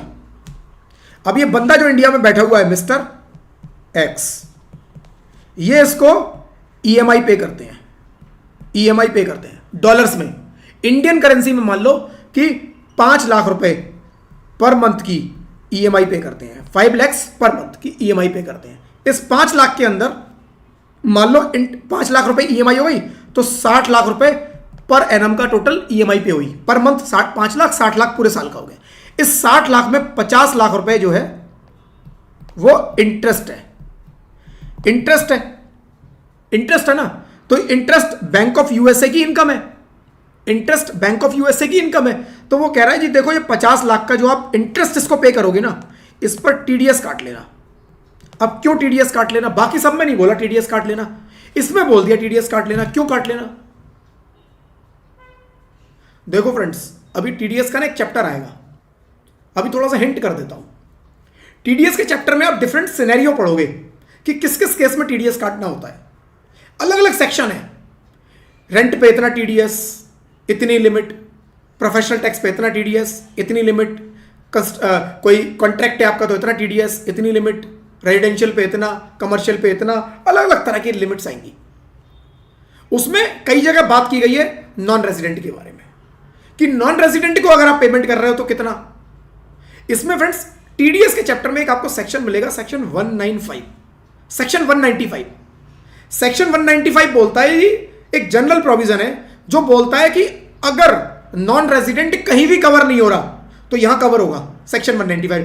और सेक्शन 195 बोलता है कि अगर इनकम, मोटा मोटा समझना, इनकम अगर उसकी टैक्सेबल है तो आपको टीडीएस काटना ही काटना है। टीडीएस इंडिया में काटना ही काटना है। तो यानी कि टीडीएस के रूल बोलते हैं कि अगर आप किसी एनआरआई, नॉन रेजिडेंट को पेमेंट कर रहे हो, ये बैंक ऑफ यूएसए इंडिया में एनआर होगा, नॉन रेजिडेंट होगा, अगर आप इनको कुछ भी पेमेंट कर रहे हो तो इंडिया में टीडीएस काटोगे। इसीलिए यहां पर ये टीडीएस का प्रोविजन जोड़ा गया कि आपको अगर इंटरेस्ट क्लेम करना है। अब ये बंदा मिस्टर एक्स 50 लाख, इसने अपनी एनएवी निकाली, एनएवी निकल के आई इसकी 2 करोड़ की, 2 करोड़ की एनएवी। अब इसके अंदर ये 30% डिडक्शन लेगा, ये तो मिल जाएगी, मिल जाएगी कितनी, 60 लैक्स, 30%। लेकिन ये जो 50 लाख रुपए इसने इंटरेस्ट पे किया, ये तब मिलेगा जब ने इसको पेमेंट करते टाइम टीडीएस काटेगा। अब टीडीएस का प्रोविजन बीच में लाए क्यों फ्रेंड्स? क्या होता है, ये लोग बाहर बैठे हैं, ये बंदे बाहर बैठे हुए हैं, राइट। अगर इसको इसकी सेम पेमेंट कर दी और ये इसकी इनकम इंडिया में एक्रू और अराइज हो रही है, ये मान लो इनकम इंडिया में एक्रू और अराइज हो रही है। अब इस बंदे ने इंडिया में टैक्स ही नहीं दिया, गवर्नमेंट कहती है भाई हम इनको कहां से पकड़ें, ये बैठे हैं यूएसए में। अब क्या हम यूएसए इनसे रिकवरी करने गए?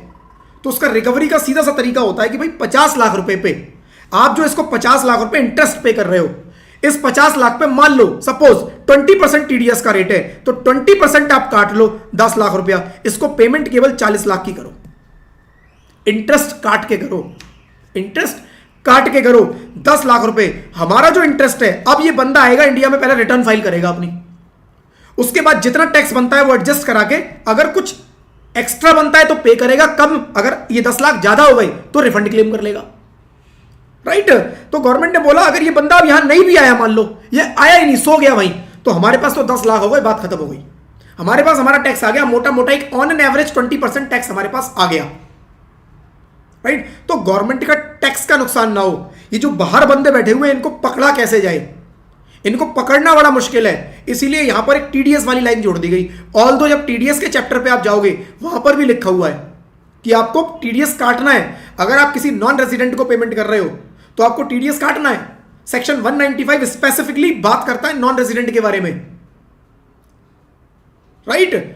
तो अगर उसकी पेमेंट जो आप कर रहे हो इंडिया में एक्रू और अराइज हो रही है तो टीडीएस काटना है, इसीलिए टीडीएस के प्रोविजन जोड़े गए।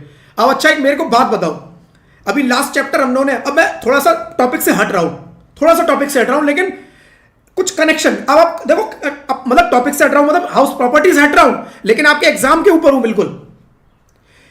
मान लो मैं आपसे पूछता हूं, थोड़ा सा सोचना आप इस बारे में, थोड़ा सा सोचना इस बारे में कि ये इनकम, ये मिस्टर एक्स है, इसने प्रॉपर्टी इंडिया में बनवाई है, ये मिस्टर एक्स है, इसने प्रॉपर्टी इंडिया में बनवाई है और लोन लिया बाहर से और उसको इंटरेस्ट की पेमेंट कर रहा है।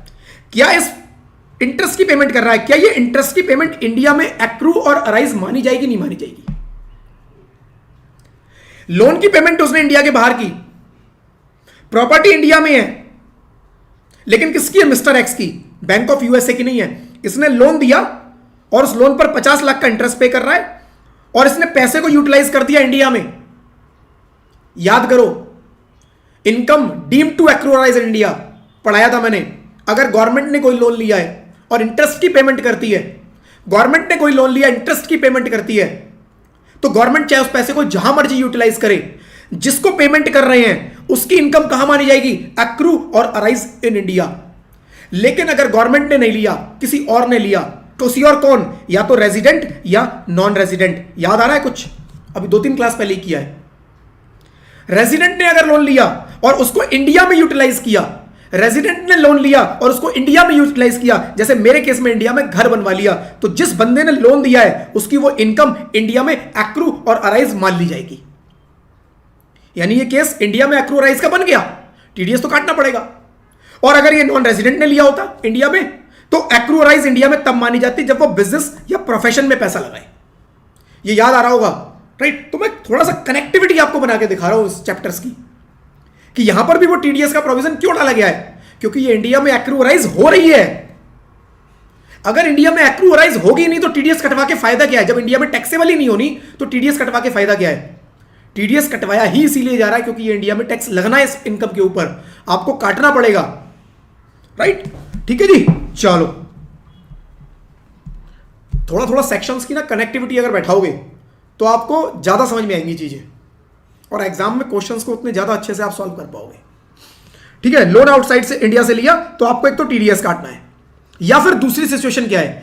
दूसरी सिचुएशन ये है कि कह रहा है टीडीएस नहीं काटा कोई बात नहीं, उसका एजेंट इंडिया में होना चाहिए जो उसके मैटर्स को हैंडल करेगा। टीडीएस नहीं भी काटा, alternative the person receiving interest the lender must have an agent in India who can handle the tax obligation on behalf of lender. उसका एक एजेंट इंडिया में बैठा है, वो कह रहा है जो भी लायबिलिटी है मैं बियर करूंगा। फिर कोई बात नहीं, मतलब हमारे पास एक बंदा होना चाहिए जिसको हम पकड़ सकें। या तो आप टीडीएस काट लो या फिर उसका एजेंट इंडिया में है जिसको हम पकड़ सकें, जो पूरी रिस्पॉन्सिबिलिटी ले रहा है। ठीक है, उस केस में आपको टीडीएस नहीं भी काटा तब भी आपको 24B की डिडक्शन 24B की डिडक्शन मिल जाएगी। तो आपने लोन आउटसाइड लिया, लोन आउटसाइड इंडिया से लिया, राइट? यूएसए, यूके, जहां मर्जी से आपने लोन लिया, इंडिया के बाहर से लिया है, राइट? तो आपको लोन वैसे ही अलाउड होगा 24B में जैसे नॉर्मली सबका मिलता है, इंडिया से मिलता है, राइट? करंट ईयर का पूरा, करंट ईयर से पहले का 5 इंस्टॉलमेंट में स्टार्टिंग फ्रॉम करंट ईयर, ऐसे ही मिलेगा वो भी। लेकिन कंडीशन ये है कि अगर उस पर टीडीएस बनता है तो काट लो, और इस पर टीडीएस बनेगा क्योंकि हाउस प्रॉपर्टी इंडिया में है, तो इनकम इन एनी केस एक्रूअराइज कहां होगी? इंडिया में होगी। और जब इनकम एक्रूअराइज इंडिया में होगी तो टीडीएस कटेगा, तो टीडीएस काट लो। टीडीएस नहीं काटा तो कोई बात नहीं जी, टीडीएस नहीं काटा तो उसका एजेंट होना चाहिए इंडिया में। चलो example, mister Rohan has constructed one house on 1/9/2025, it was let out 2,25,000 रुपए per month, municipal taxes 35,000, house constructed after taking a loan from outside India and interest allowed under section 24B is 2,10,000, but the SSC has not deducted tax at source. TDS नहीं काटा। कह रहा है उस case में क्या होगा? 2/25 7 महीने, क्योंकि घर बनके कब तैयार हुआ है? 1/9/2025, तो 7 महीने का इंटरेस्ट उसका किराए पर चढ़ा है। 7 महीने 2/25 के हिसाब से हो गए 15/75। म्युनिसिपल टैक्स 35,000 ले लिया, 15/40, 30% तो ये मिल ही जाएगा, इसमें कोई डाउट ही नहीं है। लेकिन इंटरेस्ट जो है टीडीएस नहीं काटा, इसलिए इंटरेस्ट अलाउड नहीं होगा, वो तुम्हारा नुकसान करा दिया। 10/78 की उसकी इनकम हुई और उसके ऊपर जो भी टैक्स का रेट बनता है उसके हिसाब से टैक्स की कैलकुलेट कर दो। परज्यूम इन अवर क्वेश्चन, इसी क्वेश्चन में कह रहा है कि मान लो person has given the loan has one agent in India, जिसको लोन दिया उसका एक इंडिया में एजेंट भी है, तो क्या होगा? उसने कहा तो फिर सब कुछ वैसे ही होगा, बस आपको यहां पर 2 लाख, आपको यहां पर इंटरेस्ट ऑन कैपिटल बोरोड 2,10,000 था, वो भी मिल जाएगा। जो यहां पर 2,10 नहीं मिला वो यहां पर 2,10 मिल जाएगा, बाकी सब कुछ वैसे ही है। इनकम 10/78 की जगह 8/68 आएगी, राइट? और उसके ऊपर जैसे टैक्स बनता है वो कैलकुलेट कर लो। ठीक है जी, तो ये friends presume in above question the SSC has deducted tax as source. मान लो एजेंट नहीं है इंडिया में लेकिन उसे टीडीएस काटा हुआ है, तब क्या होगा? तब जैसे एजेंट वाला केस था वैसे ही अब होगा, तब भी सेम 2,10 की एग्जेम्पशन मिल जाएगी, डिडक्शन मिल जाएगी 24B में, 8/68 की इनकम आएगी और सेम टैक्स बनेगा। तो चाहे इंडिया में एजेंट है, चाहे टीडीएस काट लिया, सेम ट्रीटमेंट। लेकिन ना ही एजेंट है, ना ही टीडीएस काटा, तो क्या होगा उस केस में, राइट? ना ही टीडीएस काटा, ना ही एजेंट है, तो उस केस में डिडक्शन अंडर सेक्शन 24B जो बाहर वाला लोन है उसकी नहीं मिलेगी। ठीक है? यहां तक कोई डाउट है तो पूछ लो फ्रेंड्स। अब एक नया टॉपिक उठा रहा हूं, यहां तक कुछ डाउट है तो पूछ लो। House which is self occupied. Self occupied मतलब घर मैंने रखा हुआ है अपने रहने के लिए। मैंने एक घर बनवाया, जरूरी थोड़ा ना मैं घर को किराए पर ही उठाऊं। हर चीज इनकम के लिए थोड़ी ना की जाती है, कुछ चीजें अपने लिए भी की जाती हैं फ्रेंड्स।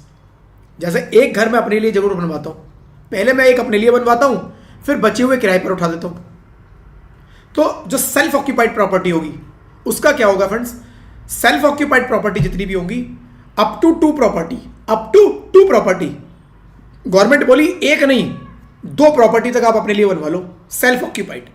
6 महीने इसमें रहो, 6 महीने इसमें रहो, 3 महीने इसमें रहो, 9 महीने इसमें रहो, 15 दिन इसमें रहो और बाकी दिन इसमें रहो, हमें नहीं पता। 2 प्रॉपर्टी कोई भी सेल्फ ऑक्यूपाइड आप अपने लिए रख सकते हो और उसकी जो जीएवी होगी वो निल होगी, निल। उसकी जीएवी निल, उसमें हम आपसे कोई टैक्स नहीं मांगेंगे। 2 सेल्फ ऑक्यूपाइड प्रॉपर्टी आप बोल सकते हो जी, 2 प्रॉपर्टी ये मेरी सेल्फ ऑक्यूपाइड है। Section 23(2)(a self occupied property. If person owns a self occupied house up to a maximum of 2 house, केवल मैक्सिमम 2, केवल 2 तक ये बेनिफिट है।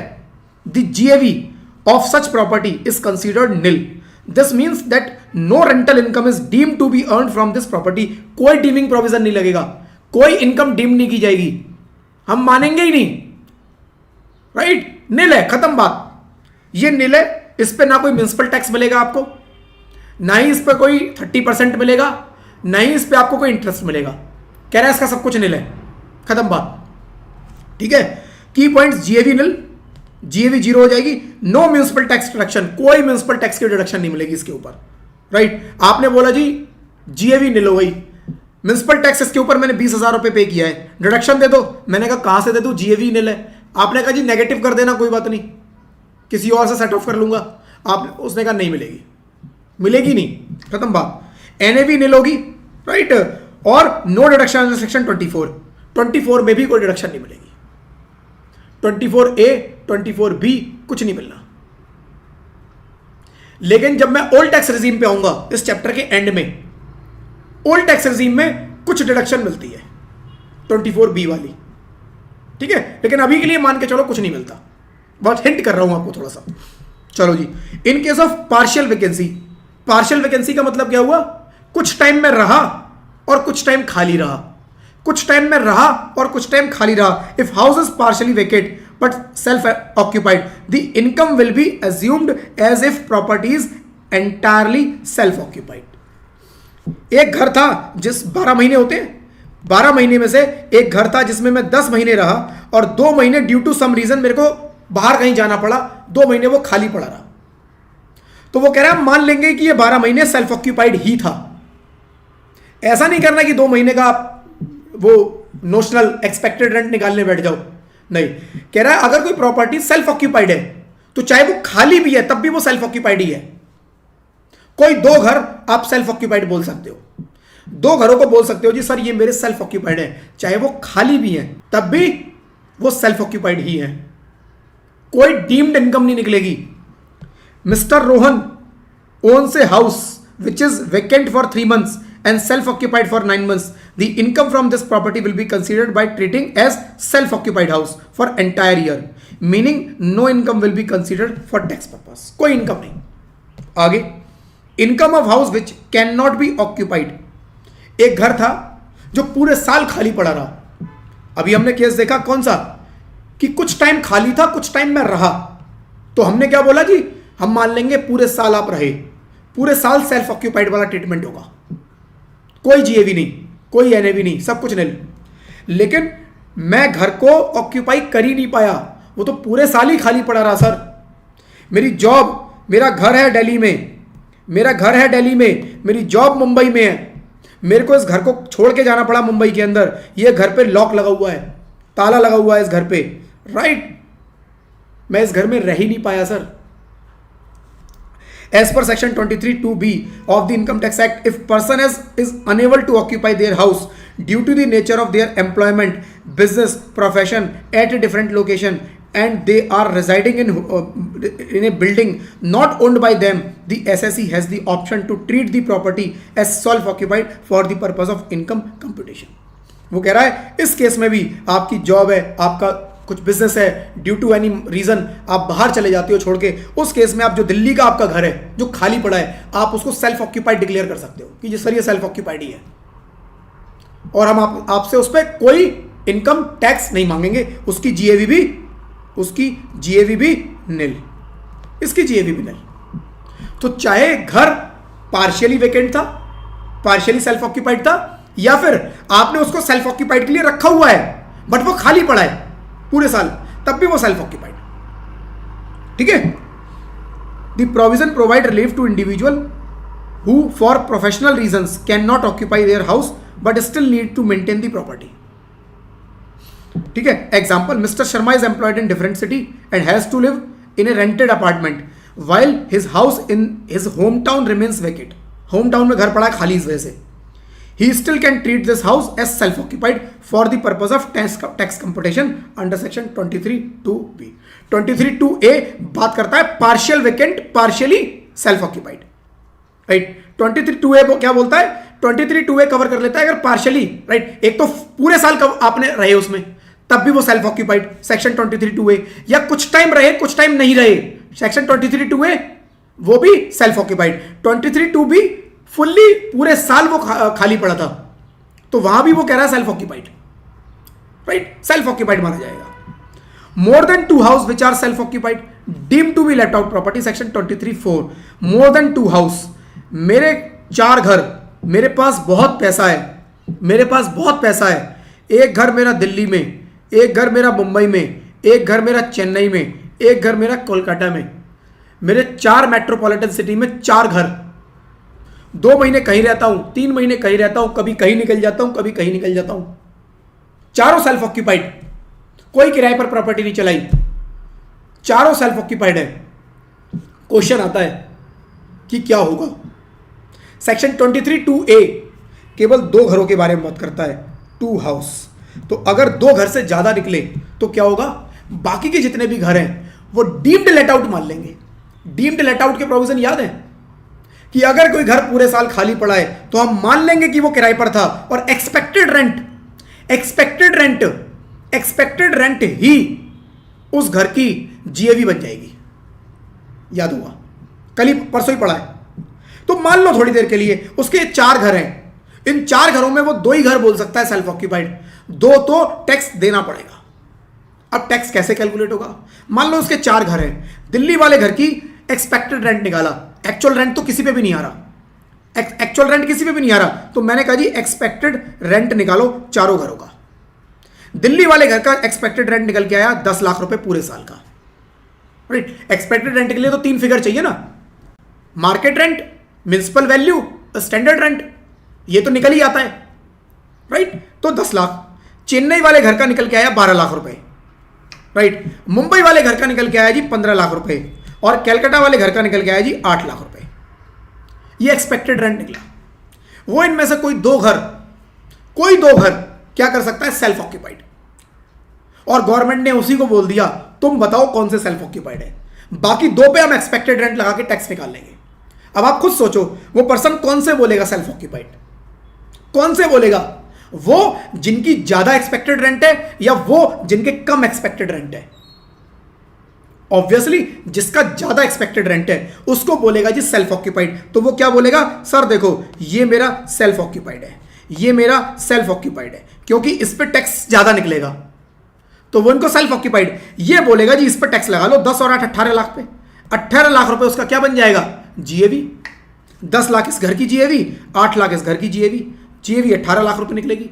इस पे 30% 24, राइट, 24(a) और 24(b), इन 2 घरों पे अगर कुछ लोन लिया है तो 24(b) इनका नहीं मिलेगा कुछ भी। सेल्फ ऑक्यूपाइड प्रॉपर्टी का पढ़ा था हमने, जीएवी निल, एनएवी निल, नो इंटरेस्ट, नो 30%, कुछ नहीं मिलेगा, तो इस पे कुछ नहीं मिलना। इन 2 घरों पे अगर कुछ लोन लिया है तो कह रहा है वो भी क्लेम कर लो, कोई दिक्कत नहीं, राइट। तो अगर 2 से ज्यादा प्रॉपर्टी हैं तो आप उनका एक्सपेक्टेड रेंट निकालोगे, और जो हायर एक्सपेक्टेड रेंट होगी उनको आप क्या बोलोगे, जो हायर एक्सपेक्टेड रेंट होंगे उनको आप क्या बोलोगे, उनको आप बोलोगे जी कि ये मेरे क्या है, सेल्फ ऑक्यूपाइड है, क्योंकि उन पे ज्यादा टैक्स बनना है। लॉजिकल है, ठीक है। चलो जी, बस यही लिखा हुआ है ये बात। अब ये as per section 23(4) of the income tax act, if SSC owns more than 2 house that are self occupied, the following rules apply. Self occupied house limit, only 2 house will be considered self occupied for the tax purpose. The GAV of those house will be nil as per section 23(2). 23(2) अभी हमने पढ़ा है, GAV निल हो जाएगी। 23(2)(a) हमने अभी पढ़ा था। Deemed let out property, any additional house beyond 2 self occupied house will be treated as deemed to be let out. हम डीम्ड मान लेंगे, और डीम्ड वाले केस में expected rent. Income computation of deemed let out house, for house that are deemed to be let out, the income will be computed in the same manner for the let out house. The expected rent will be considered as GAV of such properties. ठीक है, GAV क्या बनेगी, expected rent ही उसकी GAV बन जाएगी। Mr. Sharma owns 4 houses, 2 of which he lives in and other 2 are vacant. 2 vacant पड़े हैं और 2 में वो रहता है। In the right, the income from 2 house will be computed as if they were let out, will right with expected rent being considered as GEB for those house. The 2 self-occupied will have no taxable income. Right? 2 में रहता है और 2 self occupied है और 2 खाली पड़े हैं। कह रहा है 2 के जो खाली पड़े हैं, राइट, 2 को क्या करो आप, 2 को सेल्फ ऑक्यूपाइड डिक्लेयर करके फ्री करा लो, कोई टैक्स नहीं देना, और 2 आपको क्या करना है, एक्सपेक्टेड रेंट पर ही आपको उस पर टैक्स देना है, राइट। यहां पर एक सिनेरियो भी क्रिएट किया है। मिस्टर रोहन के 3 हाउस हैं, हाउस 1, 2, 3, फेयर रेंट है 11, 12, 11.5, म्युनिसिपल वैल्यूएशन 11, 24, 11, 78, 11, 25, दोनों में जो हायर हो तो इसमें राइट, और स्टैंडर्ड रेंट, अच्छा स्टैंडर्ड रेंट दिया हुआ है यहाँ पर 13, 12, 50, 11, म्युनिसिपल टैक्स 1,80,000, 90,000, इंटरेस्ट 320, 290, 190, ये भी फिगर दे रहा है कि ये सब कुछ अवेलेबल है। Repair charges 10,000, 3,000, 8,000। Date of completion of house 1/10/2020, 1/10/2020, 1/10/2020। Compute the income under the head house property, क्या हाउस प्रॉपर्टी में इनकम निकाल के दो जरा, राइट। तो देखो जी, option 1 fair rent, municipal value, दोनों में जो हायर होगा 11/24, यहां दोनों में जो हायर होगा 12 लाख, यहां 11/50, 11/25 हायर 11/50, स्टैंडर्ड रेंट 13, 12/50, 11, इन दोनों में जो लोअर होगा तो 11/24, 13 lower 11/24, 12, 12/50 lower 12, 11/50, 11/40 lower 11/40।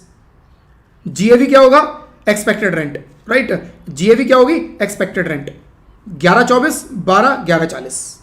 Municipal taxes इसमें से 1,80,000, 90,000। नेट एनुअल वैल्यू अभी सारा कैलकुलेट कर लो, पूरा निकाल लो, मान लो तीनों ही किराए पर उठे होते। Net annual value 10/24, 11/20, 10/50, right. उस पर एनएवी, राइट, 24A 3/7, 3/26, 3। इंटरेस्ट भी अगर मिल जाता तो 3/20, 290, 190, ये सब फिगर ऊपर दी हुई हैं फ्रेंड्स, राइट, सब फिगर ऊपर दी हुई हैं। तो इनकम कितनी आती है इस पर, 396, 494, 545। अब वो कह रहा है कोई 2 सेल्फ ऑक्यूपाइड डिक्लेयर करने हैं, तो जो सेल्फ ऑक्यूपाइड डिक्लेयर करने हैं वो जो ज्यादा वैल्यू वाले हैं 494 और 545, ये वो क्या बोलेगा जी, सेल्फ ऑक्यूपाइड है और टैक्स देगा 396 पे। Option 1 is the best option, option 1 is the best option. Option 1 क्या है कि वो option 1 is house 2 and 3 self occupied and house 1 is deemed to be let out. House 1 को डीम्ड लेट आउट करे तो इसको दिखाएगा वो लेट आउट, क्योंकि इसके अंदर सबसे ज्यादा, सबसे कम इनकम निकल के आ रही है। जिसमें सबसे कम इनकम निकल के आएगी उस पर बोलूंगा जी टैक्स ले लो, उस पर बोलूंगा टैक्स ले लो, बाकी 2 मेरे सेल्फ ऑक्यूपाइड। तो ये आपकी चॉइस है, ऐसा नहीं है गवर्नमेंट यहां बोल रही है कि आप कैसे निकालो। वो कह रहा है कोई भी 2 हाउस आप ले लो, कोई भी 2 हाउस को आप बोल दो जी सेल्फ ऑक्यूपाइड है, हमें कोई दिक्कत नहीं है। तो मैंने बोल दिया जी ये हाउस नंबर 2 और 3 मेरे सेल्फ ऑक्यूपाइड। पहला जो है वो मेरा क्या है, पहला जो मेरा है वो मेरा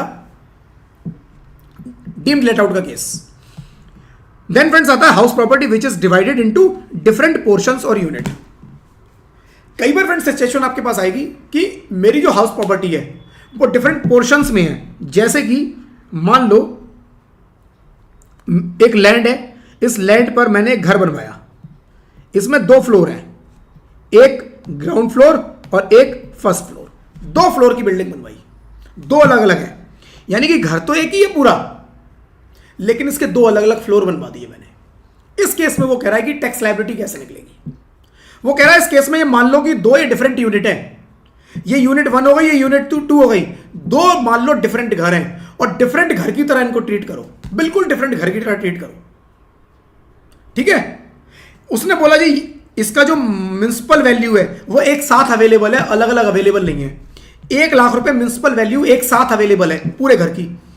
इस घर का फेयर रेंट जो मार्केट में रेंट एक्चुअल चल रहा होगा 80,000 रुपए, वो एक साथ अवेलेबल है पूरी प्रॉपर्टी का, अलग अलग अवेलेबल नहीं है। इसका जो स्टैंडर्ड रेंट है वो भी अलग अलग अवेलेबल नहीं है, 90,000 रुपए, वो पूरा एक साथ अवेलेबल है। म्युनिसिपल जो टैक्स पे होता है वो भी एक साथ पे होता है 25,000 रुपए का, वो भी अलग अलग अवेलेबल ही नहीं है। प्रॉपर्टी तो 2 है, लॉ बोल रहा है इनको 2 यूनिट मान लो, लेकिन वो कह रहा है कि ये तो एक साथ है सारा कुछ। तो उसने कहा ठीक है कोई बात नहीं, कोई रेशियो निकाल लो, इनका फ्लोर एरिया देख लो, क्या फ्लोर एरिया कितना है। उसने कहा जी देखो इसका फ्लोर एरिया भी 1000 स्क्वायर फीट है, इसका भी 1000 स्क्वायर फीट है। उसने कहा बहुत बढ़िया, 1:1, इसको 50-50% कर दो, 50-50%, 50% यूनिट 1, 50% यूनिट 2, 2 घर की अलग अलग निकाल लो, जैसे 2 घर हैं, राइट। तो किसी भी प्रॉपर तरीके से इसको एलोकेट कर लो, परसेंटेज निकाल लो। हमारे केस में मान लो 50% निकली या 60-40 निकली, तो कह रहा है 60-40 में डिवाइड कर दो। नीचे का हो सकता है बड़ा बनाओ, ऊपर का छोटा बनाओ, राइट। तो कोई भी प्रॉपर बेस लेके उसको एलोकेट कर दो, 50-50, यूनिट 1 यूनिट 2। तो इसकी भी मार्केट वैल्यू, राइट, 1 लाख है, 50K, ऐसे ले लो, 50K, ये क्या हो गई म्युनिसिपल वैल्यू। इसके अलावा फेयर रेंट कितना हो गया 80,000 में 40K, ऐसे निकाल लो। दोनों में जो हायर, कौन सा हायर, 50K। इसके बाद इसको कंपेयर करो किससे, स्टैंडर्ड रेंट से। स्टैंडर्ड रेंट 90,000, 45K, दोनों ले लो अलग। ये क्या निकला, एक्सपेक्टेड रेंट ये आ गया। एक्सपेक्टेड रेंट कितना आया, राइट, दोनों में जो लोअर होगा 45K, कह रहा है ये एक्सपेक्टेड रेंट आ गया। इस एक्सपेक्टेड रेंट को अब एक्चुअल रेंट से कंपेयर कर लो।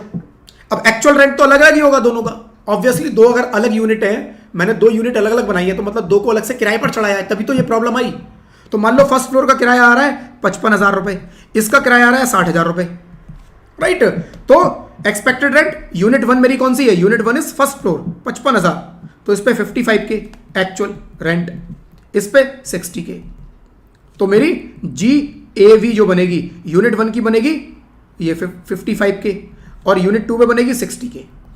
इस पे म्युनिसिपल टैक्स इकट्ठा पे करता हूं कितना, 25,000 रुपए। तो कह रहा है 25,000, 12,500 इस पे, 12,500 इस पे ले लो, अगर 50-50 का केस है, ठीक है। बस जो बचा वो मेरी NAV, फिर इस पे 30%, और अगर कुछ लोन लिया हुआ है तो वो भी डिवाइड कर दो 50-50, और दोनों घर की निकल जाएगी क्या, हाउस प्रॉपर्टीज इनकम यूनिट 1 और यूनिट 2। अल्टीमेटली दोनों ऐड होनी है और हाउस प्रॉपर्टी हेड में टैक्स लग जाएगा, ठीक है जी। तो ये यहां पर बोल रहा है house property which is divided into different portion or units. When a house property is divided into different portion or units, each portion is treated as a separate house. हर पोर्शन को सेपरेट हाउस मानेंगे for tax purpose. The income from each person is computed separately based on its respective gross annual value and net annual value. जैसे अभी मैंने calculate किया, हर portion की अलग अलग निकालेंगे। Separate taxable value, each portion of the property is considered as separate house and the income from each unit is calculated independently. Municipal value, fair rent, standard rent, if the municipal valuation, fair rent, standard rent is not separately available, अगर available अलग अलग available नहीं है हर unit के, तो these values should be apportioned, उन values को divide कर दो, बांट दो between the let out portion and the self occupied। मान लो 2 पोर्शन थे, एक let out है, एक self occupied है, तो उस केस में कह रहा है दोनों में डिवाइड कर दो, दोनों में डिवाइड कर दो। The apportionment can be done based on the built up area और एनी अदर रीजनेबल मेथड। या तो बिल्ट अप एरिया, उसका एरिया देख लो, या फिर कोई और मेथड है आपके पास तो आप उस पर निकाल लो, कोई भी मेथड लगा के निकाल लो जो रीजनेबल हो, right. Property tax, if property tax are given on a consolidated basis, the taxes right, should be allocated to each portion of floor of the property on a reasonable basis. This allow the assessee to claim deduction for the taxes in proportion to the portion that is let out. Right, तो basically ये कह रहा है, मान लो same ये यहां पर बात कर रहा है, जो हमने म्युनिसिपल टैक्स थे डिवाइड किए 50%, तो मान लो कह रहा है कि यूनिट 1 जो थी आपकी वो लेट आउट होती और ये सेल्फ ऑक्यूपाइड होती. सेल्फ ऑक्यूपाइड के केस में ये आपका अलग कर लिया बिल्कुल आपने, तो आप ये आपने अलग कर लिया, इस कैलकुलेशन की जरूरत ही नहीं है, ये आप कैलकुलेशन करो और जो ये बन के आएगा ये आपकी income under the house property tax हो जाएगा. जो लेट आउट वाला पोर्शन है वो हाउस प्रॉपर्टी में टैक्स हो जाएगा. जो आधा पोर्शन आपने अपने रहने के लिए रखा हुआ है उसको आप क्या करो, उसकी जीएवी एनएवी सब निल, उसकी बात ही नहीं करेंगे. ठीक है. Example, if property has 2 floor, floor 1 self occupied, floor 2 let out. The municipal valuation for entire property is 2 lakh, but is not provided separately for each floor. In this case, municipal valuation can be apportioned based on the built-up area. मान लो built-up area पे कर सकते हैं, and the built-up area of floor is 1000 square feet and first floor 1500, right? तो जो 1000 floor 1 1000 और floor 2 का 1500 square feet है, तो 1:1.5 के रेशियो में डिवाइड कर दो. Valuation can be divided into 1:1.5 ratio. ठीक है, सेम रेशियो में डिवाइड कर दो. Similarly property taxes, right, property taxes can be allocated proportionately based on the area और एनी अदर रीजनेबल मेथड. या तो एरिया के बेसिस पे या कोई और रीजनेबल आपके पास मेथड है तो वो आप वो लगा दो. ठीक है. दस the income from each floor will be calculated separately and deduction for taxes will be applied based on the allowed amount for each portion. Deduction भी सेपरेटली उतने ही पोर्शन के लिए मिलेगी. ठीक है. ये फ्रेंड्स कुछ क्वेश्चन दिए हुए हैं, आप इसके अंदर इसको कर लेना. राइट, क्वेश्चन आप खुद सॉल्व करना है वाला. हाँ, एक और ये सिनेरियो देख लेते हैं फ्रेंड्स. आज मेरे ख्याल से ये सिनेरियो और देख लेते हैं, फिर अपनी क्लास को क्लोज करेंगे. House property owned by SSC and used for own business profession. Right, house property SSC के पास अपने पास यूज के लिए रखी हुई है, बट वो यूज हो रही है किसके लिए, बिजनेस या प्रोफेशन के लिए. मेरा एक घर है, मैंने वहां पर बीइंग ए सीए, मैंने वहां पर घर पे ही अपने फ्लैट को अपने ऑफिस में कन्वर्ट कर दिया. मैंने अपना ऑफिस बना दिया. बाहर जो ड्राइंग डाइनिंग होता है वहां पर रिसेप्शन एरिया क्रिएट कर दिया, रूम्स में केबिन बना दिए. राइट, और उस घर को ऑफिस में कन्वर्ट कर दिया. तो सेम उसी की बात हो रही है कि प्रॉपर्टी एक मेरी, और उस प्रॉपर्टी को मैं अपने खुद के बिजनेस के लिए यूज कर रहा हूं या अपने प्रोफेशन के लिए यूज कर रहा हूं. सेक्शन 22 और सेक्शन 30. सेक्शन 30 जो है ना फ्रेंड्स वो बिजनेस प्रोफेशन का है. 30 हाउस प्रॉपर्टी का नहीं है, बिजनेस प्रोफेशन का. सेक्शन 22 क्या बोलता है, income under the house property. Section 20 of income tax act typically deals with income from house property. However if house property is used by SSC for their own business or profession, it will not be computed under the head house property. अगर house property business के लिए use हो रही है तो उसके बारे में हम हाउस प्रॉपर्टी में कोई बात नहीं करेंगे. वो हाउस प्रॉपर्टी में नहीं आएगी, वो बिजनेस में चली जाएगी. उसका ट्रीटमेंट बिजनेस में सेक्शन 30 में लिखा हुआ है. सेक्शन 30 ने बताया उसके बारे में क्या करना है आपको. राइट, तो सेक्शन 30 क्या कहता है, computation under the business profession, या बिजनेस प्रोफेशन का छोटा सा पार्ट आ रहा है बस, बाकी डिटेल में बिजनेस वाले में करेंगे. Interest of being considered under house property, the income from such properties treated as income from business profession under the relevant provisions. Right, उसको हम कहां लेके जाएंगे, बिजनेस प्रोफेशन में. और आगे उसके अंदर लिखा हुआ है कि सबसे पहली चीज वहां पर कोई आप रेंट की डिडक्शन नहीं लोगे. मान लो मेरी एक हाउस प्रॉपर्टी है, मेरी एक हाउस प्रॉपर्टी है और मैंने उसको रेंट पर चढ़ाया हुआ है. राइट, रेंट पर अगर उठाया हुआ है तो जो भी मेरा किराया आता है मैं जीएवी एनएवी सब कैलकुलेट करता हूं उसकी, लेकिन उसको रेंट पर नहीं उठाया, मैंने उसको बिजनेस के लिए यूज कर लिया या प्रोफेशन के लिए यूज कर लिया. उस केस में वो कह रहा है कि देखो क्या क्या होगा, आप उसको एक तो हाउस प्रॉपर्टी में कंसीडर नहीं करोगे, उसको आप बिजनेस या प्रोफेशन में कंसीडर करोगे. और बिजनेस प्रोफेशन में क्या होगा, आपके जो एक्सपेंसेस हैं, राइट, वो सारे एक्चुअल बेसिस पे मिल जाएंगे. जितने भी इस प्रॉपर्टी पे आप खर्चे करोगे सब एक्चुअल बेसिस पर. इसकी इनकम कंसीडर नहीं होगी, कोई इनकम नहीं कंसीडर होगी, ना ही यहां पर कोई इनकम होगी और ना ही आपको यहां पर रेंट का कोई खर्चा मिलेगा. आप ऐसा नहीं बोल सकते बिजनेस के अंदर कि जी ये प्रॉपर्टी मैं अपनी यूज कर रहा हूं तो मैं खुद को रेंट दे रहा हूं. कह रहा कोई रेंट नहीं, कह रहा है कोई रेंट आपको क्लेम नहीं करना, केवल आप खर्चे क्लेम करते रहो। इस प्रॉपर्टी पे जितने भी एक्चुअल खर्चे हुए हैं वो आप क्लेम कर लो। Municipal taxes actual, repair maintenance actual, घर के ऊपर जितना खर्चा एक्चुअल, सब एक्चुअल, क्योंकि अभी बिजनेस में आ गया, राइट। बिजनेस के अंदर सब कुछ एक्चुअल। रेंट की डिडक्शन नहीं मिलेगी। आप ये मत बोलना कि ये मेरी प्रॉपर्टी है, मैं खुद को ही रेंट पे कर रहा हूं, नहीं, खुद को रेंट नहीं पे करना, राइट। तो बस इतनी ही बातें लिखी हुई friends. No rent deduction as per section 30 if the property is used for एसएससीज own business or profession, rent for that property can not be deducted in the profit and loss account as it is being used for business purpose. कह रहा rent की कोई deduction नहीं लेनी, right. Actual expenses, instead of treating the property as house property, the expense related to property such as municipal taxes, repairs, depreciation भी मिलेगी, are allowed as deduction from the income computed under the head business profession. These expenses are debited to the profit and loss account. ठीक है, तो उसके ऊपर कोई rent की deduction नहीं, 24A 24B कुछ नहीं, सब एक्चुअल मिलेगा, जितना खर्चा कर रहे हो सब actual. No deduction under section 24। The standard deduction section 24 which is allowed in case of income from house property is not allowed in this case. तो जो भी प्रॉपर्टी मैं बिजनेस के लिए यूज करूंगा 24 की डिडक्शन, क्योंकि ये बिजनेस, ये प्रॉपर्टी आपकी हाउस प्रॉपर्टी के चैप्टर में आती ही नहीं, ये कहां चली गई, बिजनेस प्रोफेशन। और जैसे ही कुछ बिजनेस प्रोफेशन में गया तो वहां के प्रोविजन लगेंगे, और बिजनेस प्रोफेशन में सब कुछ फ्रेंड्स एक्चुअल अलाउड होता है, और अगर वो कैपिटल एसेट है तो उस पर डेप्रिसिएशन भी अलाउड होती है, ठीक है। Example, Mr. A owns a house property and uses it as a office for his consultancy business. The income from this property will not be taxed under the house property. House property में कुछ नहीं होगा इसका. The expense like municipal tax, repair, depreciation on that building will be treated as business expense and debited to the profit loss account. जितने भी खर्चे हुए business में डेबिट कर दो, खर्चा डेबिट कर दो. The rent for that property is not deductible. Rent charge नहीं कर सकते आप उसके ऊपर under this head, and it is being used in the business.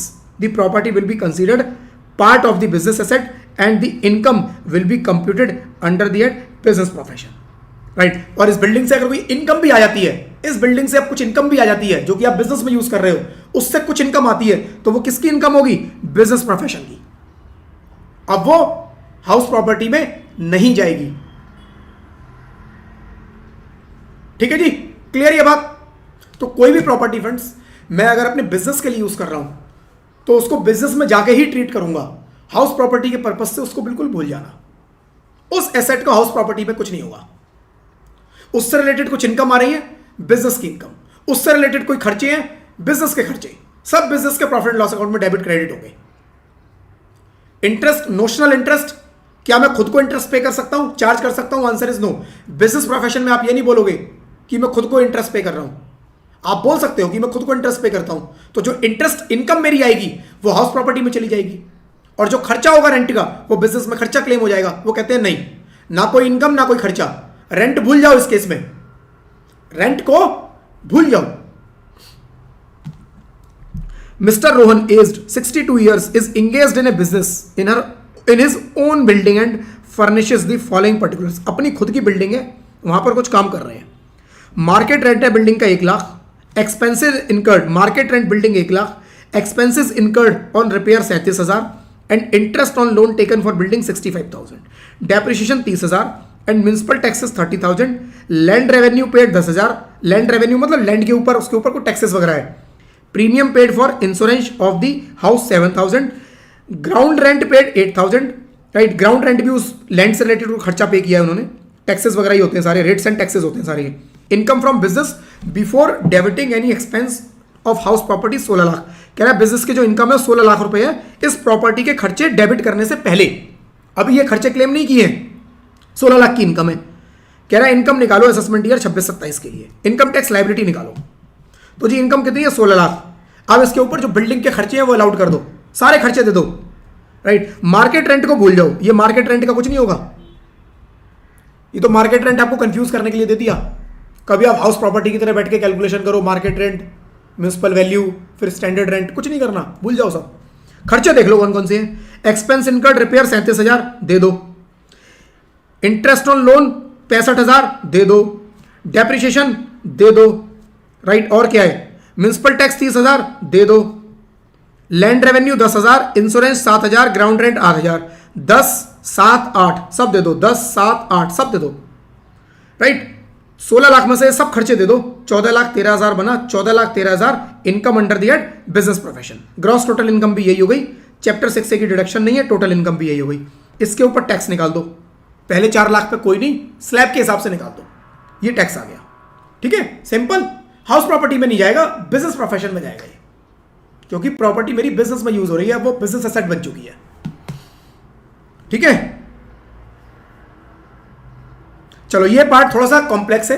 Complex मतलब थोड़ा समझना पड़ेगा, कॉम्प्लेक्स नहीं, अगर इतनी चीजें समझ में आती है ना, ये बड़े आराम से होगा। पॉइंट नंबर 19 तो इसको नेक्स्ट क्लास में करेंगे और नेक्स्ट क्लास में इस चैप्टर को कंप्लीट कर लेंगे। ठीक है जी, कोई डाउट है तो फ्रेंड्स पूछ लो। अब आप कोई डाउट है तो पूछ लो। नेक्स्ट क्लास में ये चैप्टर अपना कंप्लीट हो जाएगा। एक तो सिचुएशन और बची है, जो कॉम्प्लेक्स वाली सिचुएशन है थोड़ी सी, वो यही है। इसके अंदर कुछ मल्टीपल सिनेरियो बना के दिखाऊंगा, तो नेक्स्ट क्लास में फ्रेश माइंड से करेंगे बिल्कुल। ठीक है, कोई अगर डाउट है तो फ्रेंड्स पूछ लो। क्लासेस पसंद आ रही है तो वीडियो को लाइक कर देना। चैनल पे अगर आप लोग नए हो तो चैनल को सब्सक्राइब कर देना, नोटिफिकेशन बेल पे क्लिक जरूर करना, सो दैट फ्यूचर के सारे वीडियोस, फ्यूचर के सारे लाइव सेशन जो भी मैं करूंगा, लाइव क्लासेस करूंगा, उसके नोटिफिकेशन यूट्यूब से भी आपके पास आ पाए। चलो ठीक है फ्रेंड्स, क्लास को अब क्लोज करते हैं। Thank you friends, thank you, bye bye.